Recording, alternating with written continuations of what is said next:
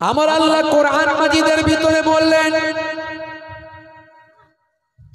হে তরুণ যুবকেরা, তোমরা আমি আল্লাহকে ভয় করো, ভয়টা করার মতো ভয় করো। হে তরুণ যুবকেরা, আমার আল্লাহ আপনাকে দেখছেন, আমার আল্লাহ আপনার সবচেয়ে নিকটে আছেন। নাহানু আকরাবু ইলাইহি মিন হাবলিল ওয়ারিদ। বান্দা, তোমাদের গার্দানে যে মোটা সাহারকটা আছে, এর থেকেও আমি আল্লাহ আমার কুদরত তোমার কাছে আছে। আমার আল্লাহ সর্বদা আপনাকে দেখছেন, আপনাকে ফলো করছেন। কিরামান কাতিবিনা ইয়ালামুনা মা তাফআলুন। হে তরুণ যুবকেরা, দুই কাঁধে দুইজন ফেরেশতা সিসি ক্যামেরা নিয়ে বসে আছেন। তারা আপনারা আমার প্রত্যেকটা কাজকে ক্যামেরা বন্দি করছে। এই চিন্তা যদি আপনার মাথায় আসে, এই ভাবনা যদি আপনার ভিতরে তৈরি হয়, কোরআনের আয়াতগুলো যদি আপনার বিশ্বাস হয়, আপনি যদি এটা বিশ্বাস করেন, আপনার পরিবর্তন হতে বাধ্য হবেন। আল্লাহ বলছেন, বান্দারে, হে বান্দা শুনে রেখে দাও, আইনামা তুআল্লু ফাসাম্মা ওয়াজহুল্লাহ। বান্দা যেদিকেই তাকাও না কেন, সেদিকেই আমি আল্লাহ আমার কুদরত, আমার কুদরতি চেহারা তুমি দেখতে পাবে। হে তরুণ যুবকেরা, আপনি যা করেন পৃথিবীর কোন মানুষ যদি না জানে, জানেন কে? জোরে বলেন, জোরে বলেন। সকালবেলা লুকিয়ে লুকিয়ে লটারির টিকিট কাটছেন, মনে মনে করছেন পাড়ার লোক দেখেনি। একবার যদি কোটিপতি হয়ে যায়, সবাই বুঝতে পারবে আমি কেমন কোটিপতি হলাম। হ্যাঁ, পাড়ার লোক দেখেনি, বলবে লটারির টিকিট কাটছিলিস, তাই লুকিয়ে কেটে নি। আল্লাহ দেখতে পাচ্ছেন না, পাননি? জোরে বলেন। হ্যাঁ, মিলাদুন নবীতে যায়, আবার রাতের বেলা লাল পানীয় চালায়, আছে না নাই? জোরে বলেন। বেড়া যাওয়া মার্কেটে গিয়ে সোপের সামনে মুখটা বেঁধে হাতটা গলিয়ে দিয়ে বলে, কাকা একটা লাল পানির বোতল দাও। কেউ কোথাও জানে না, কেউ কোথাও দেখে না। পল্টু মল্টু ঝন্টু 3-4 বন্ধু মিলে চানাচুর ভাজা দিয়ে, মুরগির কষা দিয়ে, বাঁশবাগানের ঝাড়ে, নদীর পাড়ে, রেল লাইনের ধারে গিয়ে যখন খায়, মনে মনে করে কেউ তো দেখে নাই। কথা ঠিক না বল? কিন্তু দেখছেন কে? জানেন কে? ফারিস্তারা লিপিবদ্ধ করছে না করেনি? জানে বলেন। দরওয়াজে বন্ধ করকে গুনাহ क्यों करता है, दरवाजे बंद करके गुनाह क्यों करता है, तन्हाई में देखने वाला अल्लाह है। কে দেখছে? কে দেখছে? কে দেখছে? হে তরুণ যুবকেরা, এই এহসাস যদি আপনার ভিতর আসে, আপনার পরিবর্তন হবে। গুনার পাল্লা কমে যাবে আর নেকির পাল্লা বাড়তে থাকবে। হে তরুণ যুবকেরা, কোরআনকে বিশ্বাস করুন, কোরআন মাজিদকে মানার চেষ্টা করুন। আল্লাহ বলছেন, বান্দারে, তোরা আমাকে ভয় কর, ভয় করার মতো ভয় কর। তোরা সব সময় চিন্তা করবি আমার আল্লাহ কিন্তু আছেন, আমার আল্লাহ কিন্তু ঘুমান না, আমার আল্লাহর তন্দ্রাও আসে না। আল্লাহু লা ইলাহা ইল্লা হুয়াল হাইয়ুল কাইয়্যুম লা তাখুযুহু সিনাতুন ওয়ালা নাউম। আল্লাহর তন্দ্রাও নাই, ঘুমও নাই। আল্লাহ সব সময় জেগে আছে, জাগ্রত অবস্থায় আছে, সব সময় জাগ্রত অবস্থায় আছে। বন্ধুরা আমার, তরুণ যুবকেরা আমার, তোরা আমি আল্লাহকে ভয় কর, প্রত্যেকটা বিষয়ে আল্লাহকে ভয় কর। যেমন কর্ম করবি তেমন ফল পাবি। কিছু ফল আমি দুনিয়াতেও দেব, আখিরাতেও দেব। হে তরুণ যুবকেরা, হে আমার মুরব্বিয়ানেরা, কেউ দেখতে পেল না, কিন্তু অজনে কাউকে ঠকাবি না। কেউ দেখতে পায়নি, খদ্দের বুঝতে পারেনি, তুই ওজনে কিন্তু ঠকাবি না। তুই যদি ঠকাস, আমি আল্লাহকে ভয় করা হলো না। লাভ তুই নিবি, লাভ নিবি, কোনো অসুবিধা নাই, এটা আমি জায়েজ করে দিলাম। কিন্তু মিথ্যা বলে লাভ নিবি না, আমার এই দাম আছে, এই দাম লাগবে, দিতে মন যায় নাও, না হলে যাও। এইভাবে তুই ব্যবসা করবি, কাউকে মিথ্যা কথা বলে ঠকানোর চেষ্টা করবি না। কেউ না বুঝতে পারলেও আমি আল্লাহ, আমাকে ভয় কর। যখন তুই চাষ করবি আলটা ছেটে পারাবি না। হে তরুণ যুবকেরা, মানুষের সঙ্গে যখন কথা বলবি কারো প্রাণে দুঃখ দিবি না। ছোটদের সঙ্গে যখন মিশবি ছোটদেরকে কষ্ট দিবি না, স্নেহ করবি। পিতামাতার কষ্ট দিও না, পিতামাতার সঙ্গে খারাপ আচরণ করো না। সব ব্যাপারে আমি আল্লাহ, আমাকে ভয় কর। হে বান্দা শুনে রেখে দাও, ওয়ালা তামুতুন্না ইল্লা ওয়া আনতুম মুসলিমুন। আর ততক্ষণ পর্যন্ত মরো না যতক্ষণ না সাচ্চা একজন মুসলমান না হয়ে যায়। সাচ্চা মুসলমান হয়ে তুমি মরো। আল্লাহ বলছেন না হলে মরো না। সাচ্চা মুসলমান না হয়ে মরো না। সাচ্চা মুসলমান হলে ওজনে ঠকাতে পারবে না। সাচ্চা মুসলমান হলে অন্যায় ভাবে কাউকে আঘাত করতে পারবে না। সাচ্চা মুসলমান হলে পিতামাতাকে কষ্ট দিতে পারবে না। সাচ্চা মুসলমান হলে ছোটদের কখনো অসম্মান, ছোটদের কখনো স্নেহহীন করতে পারবে না। সাচ্চা মুসলমান হলে আপনি রাস্তা দিয়ে যাচ্ছেন, ইসলাম বলেছে যদি কোনো কষ্টদায়ক বস্তু আপনার চোখে পড়ে যায়, সাচ্চা মুসলমান যে হবে সেই কষ্টদায়ক বস্তুটাকে সরিয়ে দেবে। আমি দেখতে পেলাম, আমি হয়তো কষ্ট পেলাম না, কিন্তু আমার পরে কোনো প্রতীক যদি আসে, তিনি দেখতে না পেলে এই কাঁটা, এই পেরেক তার পায়ে ভুগতে পারে, এই কাঁচ ভাঙা তার পায়ে ভুগতে পারে, এই পাথর তার পায়ে আঘাত লাগতে পারে, তাই একটু সরিয়ে দিয়ে যায়। আল্লাহর নবী বলে এটা তোমার একটা ছোট্ট ইবাদত হয়ে গেল। জোরে হবে না? হে তরুণ যুবকেরা, হে আমার বন্ধুরা, শুনে রেখে দিন বাবা, জেনে রেখে দেন, ইসলামে যা কিছু বলা হয়েছে সবের মধ্যে বিজ্ঞান আর বাস্তবতা আছে। ইসলামের মধ্যে আছে মানবিকতা, ইসলামের মধ্যে আছে মনুষ্যত্ববোধ, ইসলামের মধ্যে আছে ভালোবাসা, প্রেম। अंधे को रास्ता दिखाने का नाम है इस्लाम, प्यासे को पानी पिलाने का नाम है इस्लाम, भूखे को खाना खिलाने का नाम है इस्लाम, अमानत का नाम है इस्लाम, और इबादत का नाम है इस्लाम, और मोहब्बत का नाम है इस्लाम। আপনি যদি মুসলিম হন, আপনার চরিত্রটা নবিয়ানা হবে। আপনি যদি মুসলিম হন, আপনার ব্যবহারটা নবিয়ানা ব্যবহার হবে। আপনাকে পৃথিবীর মানুষ স্যালুট করবে। হে তরুণ যুবকেরা, হে আমার বন্ধুরা, শুনে রেখে দিন বাবা, জেনে রেখে দেন, কেসিয়াস কেলের নাম শুনেছেন? কেসিয়াস কেলের নাম শুনেছেন? ভাই আমার, বিশ্ব হেভিওয়েট 3 বার চ্যাম্পিয়ন। এর আগে আমি ওয়াজ করেছি, সারা পৃথিবীর মানুষ তাকে জানে। সারা পৃথিবীর সবচেয়ে বড় সেলিব্রিটিদের মধ্যে একজন সেলিব্রিটি, বিশ্ব হেভিওয়েট 3 বার চ্যাম্পিয়ন কেসিয়াস কেলে। পরবর্তীকালে যিনি ভাই আমার মোহাম্মদ আলী কেলে হয়েছিলেন। কেন হয়েছিলেন?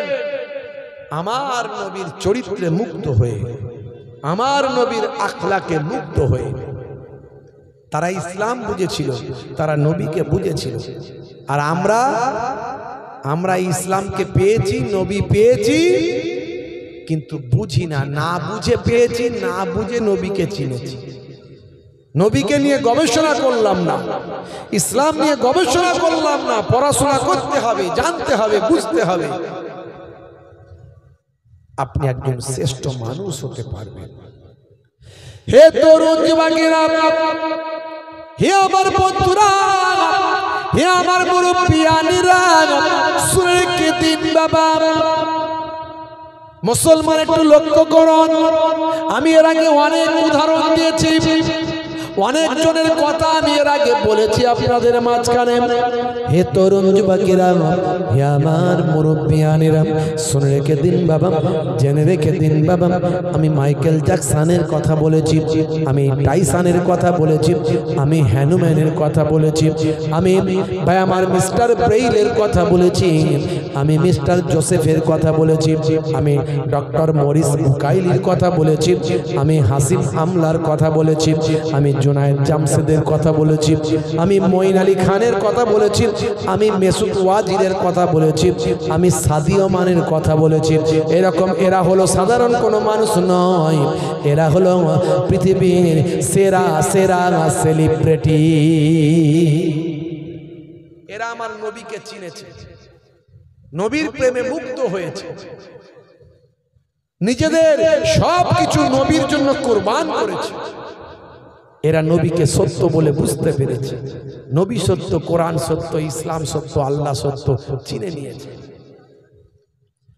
হে তরুণ যুবকেরা, হে আমার বন্ধুরা, হে আমার মুরব্বিয়ানেরা, শুনে রেখে দিন বাবা, 1450 বছর আগে সে সময় কোনো প্যাথোলজি ছিল না, সে সময় কোনো নাসা ছিল না, সে সময় কোনো ইসরো ছিল না, ব্যারোমিটার, থার্মোমিটার, মাইক্রোস্কোপ, স্টেথোস্কোপ। হে তরুণ যুবকেরা, সেই সময় কোনো এক্সরে মেশিন ছিল না, ইউএসজি আল্ট্রাসাউন্ড কোনো কিছু ছিল না, ইকোকার্ডিওগ্রাফি মেশিন ছিল না, সেই সময় কোনো প্যাথোলজি ব্লাড টেস্টিং যন্ত্রপাতি কিছু ছিল না, সে সময় নাসা ছিল না, ইসরো ছিল না। 1450 বছর আগে আল্লাহর কোরআনে যেগুলো যা বলা হয়েছে আজকের যুগে বিজ্ঞান আর বাস্তবতা প্রমাণিত হয়েছে।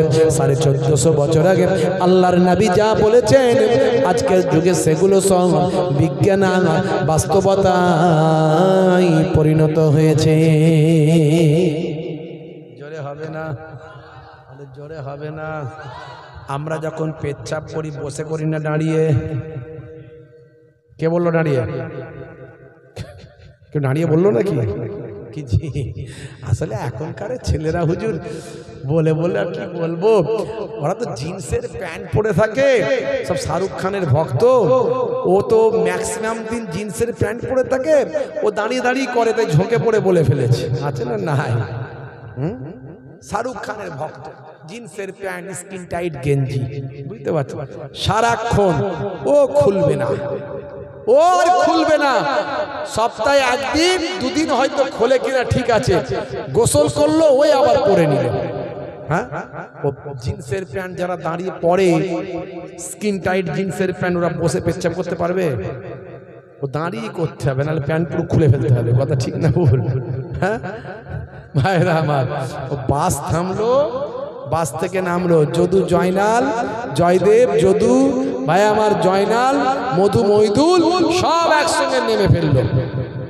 ওই ট্যাঙ্কের পানি ভর্তি হয়েছে, অমনি দাঁড়িয়ে দাঁড়িয়ে ট্যাঙ্কের পানি পাইপ লাইন চালিয়ে দিল, ওসব ফাঁসি ভুসি দিয়ে আবার এসে বাসে বসে পড়লো। এরকম ঘটনা ঘটে না? ঘটে না?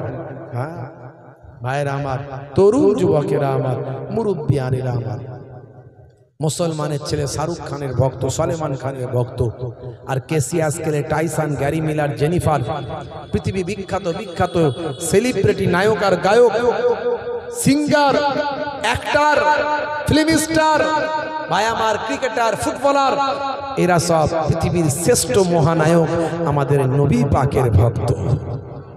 হে মুসলমানের ছেলে, তুমি যদি বুঝতে, তুমি শাহরুখ খানের ভক্তের খাতা থেকে নামটা কেটে দয়ার নবীর ভক্তের খাতায় নামটা লিখিয়ে দিতে। বন্ধুরা আমার, তরুণ যুবকেরা, হে আমার মুরব্বিয়ানেরা, হে যুবকেরা, নবী আপনাকে শিখিয়েছেন পেচ্ছাপ যখন করবে বসে পেচ্ছাপ করবে। এর মধ্যে সায়েন্স আছে, বিজ্ঞান আছে। নবী আমার শিখিয়েছেন যখন পেচ্ছাপ করবে, পেচ্ছাপ করে পবিত্র হবে, ধৌত করবে। এর মধ্যেও সায়েন্স আছে, বিজ্ঞান আছে। আমি কিন্তু সবগুলো বলতে পারবো না, সবগুলো বললে সময় অনেক লেগে যাবে। আমি এই জন্যই বলি, মায়েরা যখন ভাত হয়েছে কিনা হাঁড়িতে কটা ভাত টিপে দেখে, কটা একটা দেখি বুঝতে পারে সব হাঁড়ির ভাত হয়ে গেছে। তা আমি যদি প্রত্যেকটা বলি আপনাকে যে কি বিজ্ঞান আছে, তাহলে ওই করতে করতে সকাল হয়ে যাবে। আর কিছু কম বেশি অর্ধশত প্রায় 50টার কাছাকাছি এরকম উদাহরণ আমার দেওয়া আছে, ইন্টারনেট সার্চ করলে পাবেন। তবে এখনকারের এইসব ইউটিউবাররা এরা তো 1 ঘন্টা 1.5 ঘন্টা করে ছাড়ে, বুঝতে পারছেন? কেটে কেটে এক একটা করে যদি ছাড়তো তাহলে মানুষ সহজে পেয়ে যেত এবং বুঝতেও সুবিধা হতো। আর এখনকার কিছু লোক আছে ওই ওয়াজ শোনে, সব ওই 1-1.5 ঘন্টার ওয়াজ ও চালিয়ে দিল, ও চলতে রইল, ও শোনে না ওয়াজ। ঘুমানোর সময় ঘুম আসছে না, চালিয়ে দে মোহেবুল্লাহ হুসাইনের ওয়াজ। ও কি বলছে সে আর শুনলো না, ও ঘুম আসার জন্য ওয়াজটা শুনছে, বুঝতে পারছি? তারপরে খানা বাড়ি, এই বাড়ি সেই বাড়ি, মিলাদ বাড়ি, ওই বাড়ি ওই বাড়ি, এই দোকান উদ্বোধন, এই উদ্বোধন সেই উদ্বোধন, বাড়ি হয়েছে, গাড়ি হয়েছে, ঘর হয়েছে, চালিয়ে দেয়। কেউ কিন্তু ওয়াজ শুনলো না, 2 ঘন্টা চলতে শুরু করলো। আর আমার ওই ইউটিউবার ভাইরা ওইগুলো ছাড়ে, জানে যে ওতে যদি কিছু মাল করি অল্প স্বল্প হয়, ওরা বেশি টাইমের হলে কিছু হয় আর কি, এদের ইনকাম পাতি তেমন কিছু হয় না। এরা সাইটে এগুলো করে, এদের উদ্দেশ্য হলো যে আল্লাহ আল্লাহ রাসূলের কথা মানুষের কাছে যদি কিছু পৌঁছে যায় তো ভালো, ভালো জিনিস, ভালো জিনিস। যত আল্লাহ আল্লাহ রাসূলের কথা মানুষের কাছে পৌঁছাবে তত সব হবে, কিন্তু সঠিকভাবে পৌঁছানোর চেষ্টা করতে হবে যাতে করে মানুষ পায়, আসল কথাটা পায়। ওয়াজ তো জীবনে অনেক শুনছেন, শুনবেন, কত আর ঘটনার ওয়াজ শুনবেন, ঘটনার কত শুনবেন, যেটা শুনলে আমার উপকার হবে সেটা শুনে, বুঝতে পারছেন? ওই খাজা গরিব নওয়াজ পানির উপর দিয়ে হেঁটে হেঁটে চলে গেল, নারীর তাকবীর, ওই বাপরে কি ওয়াজ হুজুর করলো, মাশাআল্লাহ। আচ্ছা বলেন তো, জীবনে আপনি পানির উপর দিয়ে হেঁটে হেঁটে যেতে পারবেন? পারবেন পানির উপর দিয়ে যেতে? খাজা গরিব নওয়াজের মতো ইবাদত করলে তবে হয়তো হতে পারে। সেই ইবাদত এখন আর মানুষ করতে পারে বলে মনে হয় না। তখনকার যুগে মোবাইলও ছিল না, আর এত ঝুট ঝামেলা ছিল না, এত পাপ গোনাও ছিল না। তারা জঙ্গলে বসে বসে ইবাদত করেছে। এখন এরা ঘরের ভিতরে লাইট না জ্বালালে শুতে পারে না। কথা ঠিক না ভুল? বলে হুজুর লাইট বন্ধ করলি গেছো ভূত, উড়ন্ত ভূত, ডুবন্ত ভূত, রোগা ভূত, মোটা ভূত সব একসঙ্গে আসছে। মানে এমন কাজ করেছে যে ভূতদের পেছনে লেগেই আছে, বুঝতে পারছেন? ভূতদের পেছনে, আমি বলি ভূত বলে কিছু নাই, যা আছে জিন। হ্যাঁ, সূরার নাম সূরা জিন, কোরআন মাজিদে আছে। তারপর সূরা নাস আপনাদের কম বেশি সবাইরই মুখস্থ আছে, মিনাল জিন্নাতে ওয়ান নাস। হ্যাঁ, জিন এবং ইনসান, নাস মানে ইনসান, মানুষ। হে তরুণ যুবকেরা, হে আমার বন্ধুরা, হে আমার মুরব্বিয়ানেরা, শুনে রেখে দিন বাবা, বসে পানি পেতে খেতে হয়। নবী শিখিয়েছেন চেটে পুচে খাবারটা খেতে হয়, নবী শিখিয়েছেন। ঘুমাবেন যখন ডান দিকে কাত হয়ে ঘুমাবেন, নবী শিখিয়েছেন। হে তরুণ যুবকেরা, হে আমার মুরব্বিয়ানেরা, এই যে নামাজটা আপনি পড়েন, লোকে বলে নামাজের থেকে ভালো ব্যায়াম আর কি আছে, এটা তো নবী শিখিয়েছেন। এই যে আমরা রোজা রাখি, হে তরুণ যুবকেরা, খ্রিস্টানরা বলে ফাস্টিং, অমুসলিম হিন্দু ভাইয়েরা বলে উপবাস, আর আমরা বলি রোজা। 1450 বছর আগেও যেমন রোজা ছিল, আজ থেকে 9000 বছর আগে হযরতে আদম নবী হলেন পৃথিবীর প্রথম মানুষ। আমরা বলি আদম, ইহুদি নাসারারা বলেন অ্যাডাম। ইতিহাস বের করতে হবে, বুঝতে পারছেন? বলে মানুষ নাকি কোটি কোটি বছর আগে থেকে এসেছে। এই কোটি কোটি বছর আগে থেকে এসেছে, এর প্রমাণ কি আছে? এর প্রমাণ কি আছে? কোটি কোটি বছর আগে থেকে মানুষ এসেছে, কিন্তু প্রমাণ আছে, ইতিহাস আছে। আজ থেকে কম বেশি 9000 বছর আগে পৃথিবীতে প্রথম মানুষ এসেছে। পৃথিবীতে মানুষটা প্রথম এসেছে আজ থেকে কম বেশি 9000 বছর আগে। সেটা কিভাবে প্রমাণ করবেন? বাইবেল খুলুন, তাওরাত খুলুন, ইনজিল খুলুন, বুঝতে পারছেন? কোরআন মাজিদ খুলুন, এগুলো আসমানি কিতাব। এই কিতাবগুলো পুরানো, সবচেয়ে এইরকম পুরানো কিতাব আজকের যুগে আর নাই, নাই, পাবেন না। সেই পুরানো কিতাবগুলো খুললে পড়লে বোঝা যায় মানুষ কম বেশি 9000 বছর আগে এসেছে।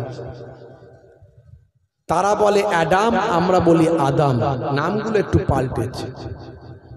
আমরা বলি মা হাওয়া, তারা বলে ঈব। আমরা বলি দাউদ, তারা বলে ডেভিড। আমরা বলি সুলাইমান, তারা বলে সোলেমান। আমরা বলি মুসা, তারা বলে মোজেস। আমরা বলি ঈসা, তারা বলে যিশু। আমরা বলি মারিয়াম, তারা বলে মেরি। ব্যক্তিগুলো এক, নামগুলো পাল্টেছে, স্থান কাল পাত্র বিশেষ। বুঝতে পারছি? হে তরুণ যুবকেরা, হে আমার বন্ধুরা, শুনে রেখে দিন বাবা, জেনে রেখে দেন। হে মুসলমান, রাতের বেলা লাইটটা বন্ধ করে ঘুমাতে হয়, এটাও নবী শিখিয়েছে।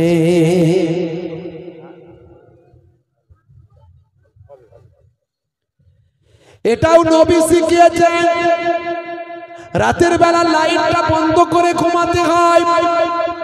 হে তরুণ যুবকেরা, এর মধ্যে যে সায়েন্স আছে, আমি এটা একটা শুধু বলে দিই আপনাদের, এতগুলো বললাম আমাদের নবীর কাছ থেকে এগুলো আমরা শিখেছি। এগুলো নিয়ে কেসিয়া স্কেলের মতো মানুষ, টাইসন গ্যারি মিলার, জেনিফারের মতো মানুষ, পৃথিবী বিখ্যাত বিখ্যাত সেলিব্রিটিরা এগুলো নিয়ে গবেষণা করে তারা বিশ্বনবীর শিষ্য হয়েছে।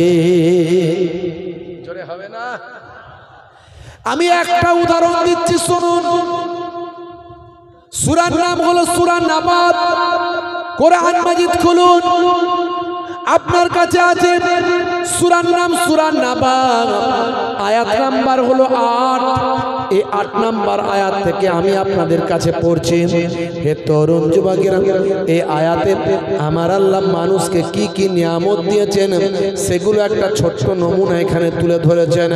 আমার আল্লাহ কি বলছেন 8 নাম্বার আয়াত থেকে আমি পড়ছি। ওয়া খলাকনাকুম আজওয়াজা ওয়া জাআলনা নাওমাকুম সুবাতা ওয়া জাআলনাল লাইলা লিবাসা ওয়া জাআলনান নাহারা মাআশা ওয়া বানাইনা ফাওকাকুম সাবআন শিদাদা। বলুন না সুবহানাল্লাহ। জোরে হবে না? এখানে 10 নম্বর আয়াতে আমি পড়েছি ওয়াজআলনাল লাইলা লিবাসা। আমার আল্লাহ বলছেন রাতকে আমি তোমাদের জন্য পোশাক বানিয়েছি। হে তরুণ যুবকেরা, শুনে রেখে দিন বাবা, জেনে রেখে দেন, পোশাকের কাজ হলো শরীরকে ঢেকে রাখা। কথা ঠিক না ভুল? কথা ঠিক না ভুল? পোশাকের কাজ হলো শরীরকে ঢেকে রাখা। আর রাতকে আল্লাহ পোশাক বানিয়েছেন বলছেন এই আয়াতে। তখন প্যাথোলজি ছিল না, কোনো রকম বিজ্ঞানীদের আবির্ভাব হয়নি। এই একটা উদাহরণকে মাথায় রাখুন, তাহলে সব আপনার ভাই আমার বোঝা হয়ে যাবে, একটু বুঝতে পেরে যাবেন। তখন 1450 বছর আগে আল্লাহ বলছেন রাতকে তোমাদের জন্য পোশাক বানিয়েছি। পোশাক যেমন শরীরকে ঢেকে রাখে, এমন ভাবে রাতের বেলা থাকো, রাত যেন তোমাদের ঢেকে রাখে। রাত যেন তোমাদের ঢেকে রাখে, তার মানে অন্ধকারের ভিতর ঘুমাবে, অন্ধকারের ভিতরে ঘুমাবে। 1450 বছর আগে আল্লাহর কোরআন বলছে।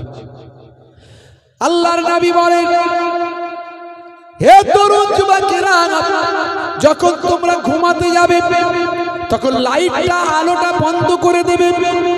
ডাইরেক্ট আল্লাহর নবীর হাদিস আছে, আল্লাহর নবীও বললেন রাতের বেলা আলো বন্ধ করে ঘুমাবে। আর আল্লাহ কোরআন মাজিদের ভিতরে বললেন রাতের বেলা তুমি যখন ঘুমাবে ভাই আমার অন্ধকারের ভিতরে থাকবে। 1450 বছর আগের কথা। আজকের বিজ্ঞানীরা এটাকে নিয়ে গবেষণা করে দেখলো আল্লাহ ঠিক বলেছেন, নবী ঠিক বলেছেন। এই অন্ধকারের ভিতরে ঘুমালে কি লাভ হয়? এসব কথা আপনাকে কেউ বলবে না, এগুলো আমি বারবার বলি। এগুলো গবেষণা করে বের করতে হয়। ঘটনা একটা বলা খুব সহজ, ঘটনা বলে দিয়ে চলে গেলাম, কিন্তু এই তথ্যগুলো দিলে যুব সমাজের মাথা পরিবর্তন হবে। সত্যি তো আপনি অবাক হয়ে যাবেন। হে তরুণ যুবকেরা, হে আমার বন্ধুরা, রাতের বেলা অন্ধকারে ঘুমালে কি লাভ হয়? আমি বলছি না, গুগল সার্চ করবেন, সায়েন্স বলছে, বিজ্ঞানীরা বলছে, স্বাস্থ্য বিশেষজ্ঞরা বলছে, মাথা থেকে 5 ধরনের হরমোন নিঃসৃত হয়, কম বেশি 5 ধরনের হরমোন মাথা থেকে ব্রেন থেকে নিঃসৃত হয়। তার মধ্যে একটা স্পেশাল হরমোন মানুষটা যখন ঘুমিয়ে থাকেন, গভীর ঘুমে যখন আচ্ছন্ন থাকেন, কমপক্ষে ঘুমের আমার 2 ঘন্টা পরে, ঘুমিয়ে যাওয়ার 2 ঘন্টা পরে যদি অন্ধকারের ভিতরে থাকে আর গভীর ঘুমে যদি আচ্ছন্ন থাকে, চোখ ব্রেনকে ভাই আমার সিগন্যাল দেয় যে আমি গভীর ঘুমের মধ্যে আছি, অন্ধকারের ভিতরে আছি।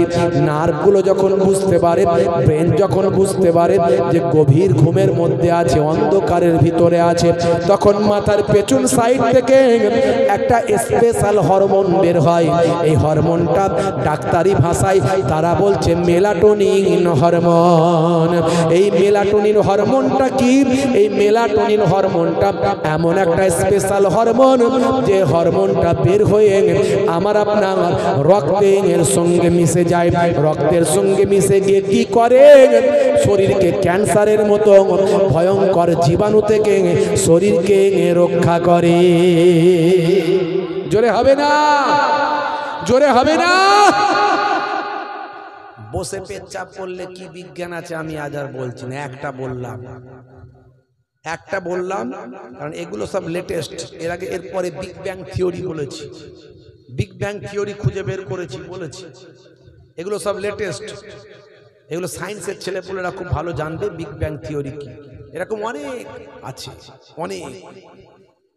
হে তরুণ যুবকেরা, হে আমার বন্ধুরা, শুনে রেখে দেন, আত্মহত্যা করা মহাপাপ। আত্মহত্যা করলে জান্নাতে যেতে পারবে না, জান্নাতের খুশবু পাবে না। আত্মহত্যাকারী জাহান্নামী। এ কথা কোথায় বলা হয়েছে? কোরআন মাজিদে বলা হয়েছে, হাদিস পাকে বলা হয়েছে।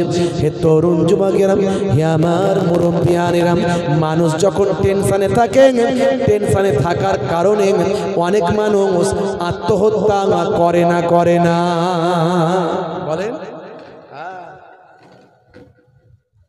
প্রেম করেছিল, উনি বাপ রে বাপ কি ভালোবাসা, আই লাভ ইউ, খালি হাত কেটে রক্ত বের করছে।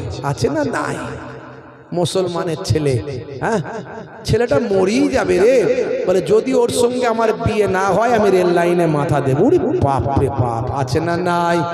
এরকম ঘটনা ঘটে না? হ্যাঁ, উনি সর্বনাশ। এই যে আত্মহত্যা করে দেয়। হে তরুণ যুবকেরা, জীবন দেওয়ার মালিক তুমি নও, আর জীবন নেওয়ার মালিকও তুমি নও।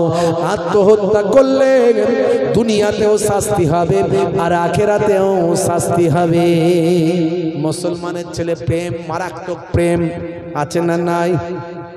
হ্যাঁ ভাইরা আমার, তরুণ যুবকেরা আমার, খালি টুনির মা করে। ওই টুনির মা তোমার টুনি কথা শোনে না। ওই সর্বনাশ। বুঝতে পারছেন? হ্যাঁ, বাপ বলে বাবা ধরে বেঁধে বিয়েটা দে, নাহলে ছেলেটা মরেই যাবে। দিয়ে দে বাবা বিয়েটা।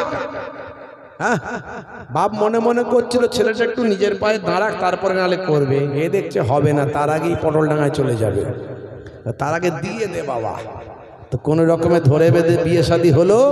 কি মহাব্বত, একে অপরকে ছেড়ে ভাতই খাচ্ছে না, হ্যাঁ, শুকিয়ে থাকছে। কি প্রেম রে ভাই। 2 বছর 3 বছর যেতে না যেতেই, হ্যাঁ, 2 বছর 3 বছর যেতে না যেতেই একটা দুটো বাচ্চা কাচ্চার বাপ মা যেই হয়ে গেল, ভালোবাসা যেন কোনটা দিয়ে বেরিয়ে চলে গেল। আর সব যত ঝগড়া গোলমাল অশান্তি যেন ঘরের ভিতরে ঢুকে বলল। রাত্রে 9টার সময় ওই ঘরের পাশ দিয়ে যে যায় সে শুনতে পায় স্বামী স্ত্রী 220 440 ঢিসুম ঢাসাম হয়। কথা ঠিক না ভুল? রাগ করবেন না বাপ। হ্যাঁ, ঝগড়ার সময় শিক্ষকের স্ত্রী বলছে এই আমাকে বেশি শেখাতে এসো না। অভিনেতার স্ত্রী ঝগড়ার সময় বলছে এই আমার সঙ্গে নাটক করো না। দোকানদারের স্ত্রী ঝগড়ার সময় বলছে আমাকে কি সস্তার মাল পেয়েছো নাকি? হ্যাঁ হ্যাঁ, ধোপার স্ত্রী ঝগড়ার সময় বলছে একেবারে মেরে ধুয়ে দেব। হ্যাঁ, কসাইয়ের স্ত্রী ঝগড়ার সময় বলছে জানো না কেটে টুকরো টুকরো করে ফেলবো। ইঞ্জিনিয়ারের স্ত্রী, ইঞ্জিনিয়ার, তার স্ত্রী ঝগড়ার সময় তাকে বলছে মেরে বালি চাপা দিয়ে দেবো। সর্বনাশ।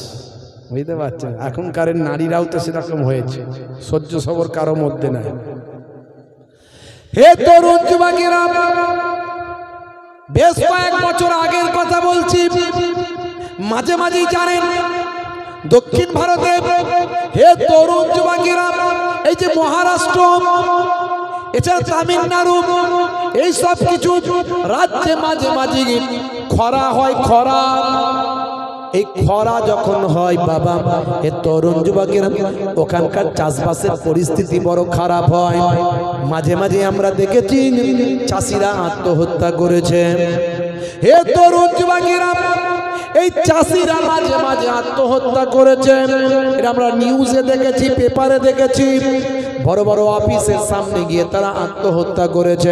সঠিক নলেজ, সঠিক জ্ঞান না থাকার কারণে নিজের জীবনকে ধরে রাখতে পারে না, আত্মহত্যা তারা করে ফেলে। বন্ধুরা আমার, বেশ কয়েকটা বছর আগের কথা বলছি, মিডিয়ায় নিউজ হয়েছে, খবর হয়েছে। হে তরুণ যুবকেরা, ভারতবর্ষের একজন ফিল্ম স্টার আছেন, এখনো তিনি সম্ভবত বেঁচে আছেন, তার নাম হলো নানা পাটেকার। এগুলো ইন্টারনেটে পাওয়া যাবে, তার সম্পর্কে নিউজ হয়েছে, নিউজটা আমার কাছে আছে।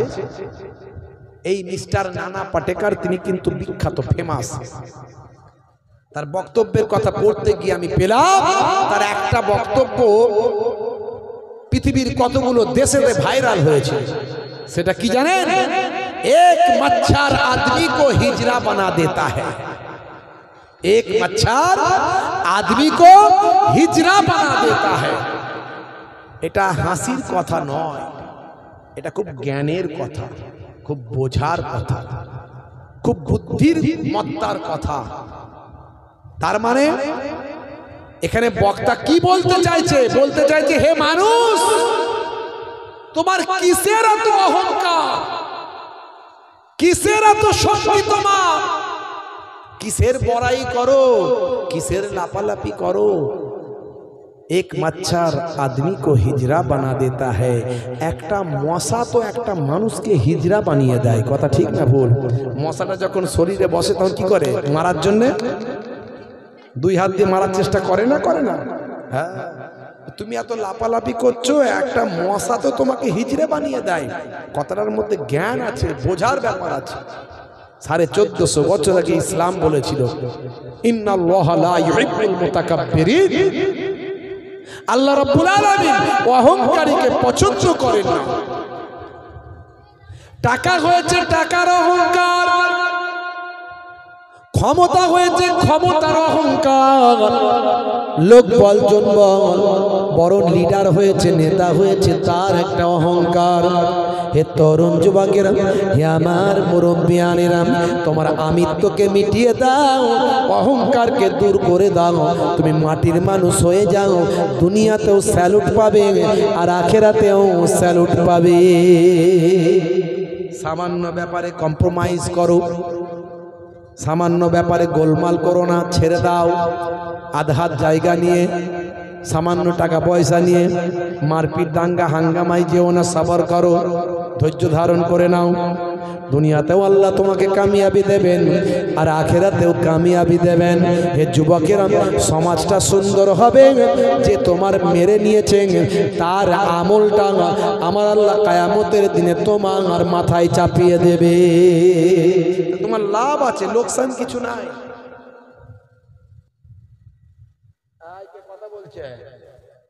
কে কথা বলছে ওখানে?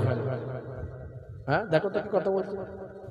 ও ডাকো আমার কাছে, ডাকো, ডাকো আমার কাছে। হে তরুণ যুবকেরা, হে আমার বন্ধুরা, শুনে রেখে দিন বাবা, জেনে রেখে দিন। হে মুসলমান, 1450 বছর আগে ইসলামের কথাগুলোকে নিয়ে আজকে বিজ্ঞান আর বাস্তবতায় প্রমাণিত হয়েছে। বন্ধুরা আমার, নানা Patekar is a good actor and good man.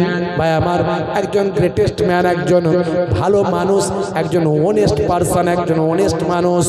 হে তরুণ যুবকেরা, তিনি আর নিজের অর্থ দিয়ে মানুষের সেবা করেন, এই জন্য তাকে নিয়ে মাঝে মাঝে খবর নিউজ দেখা যায়।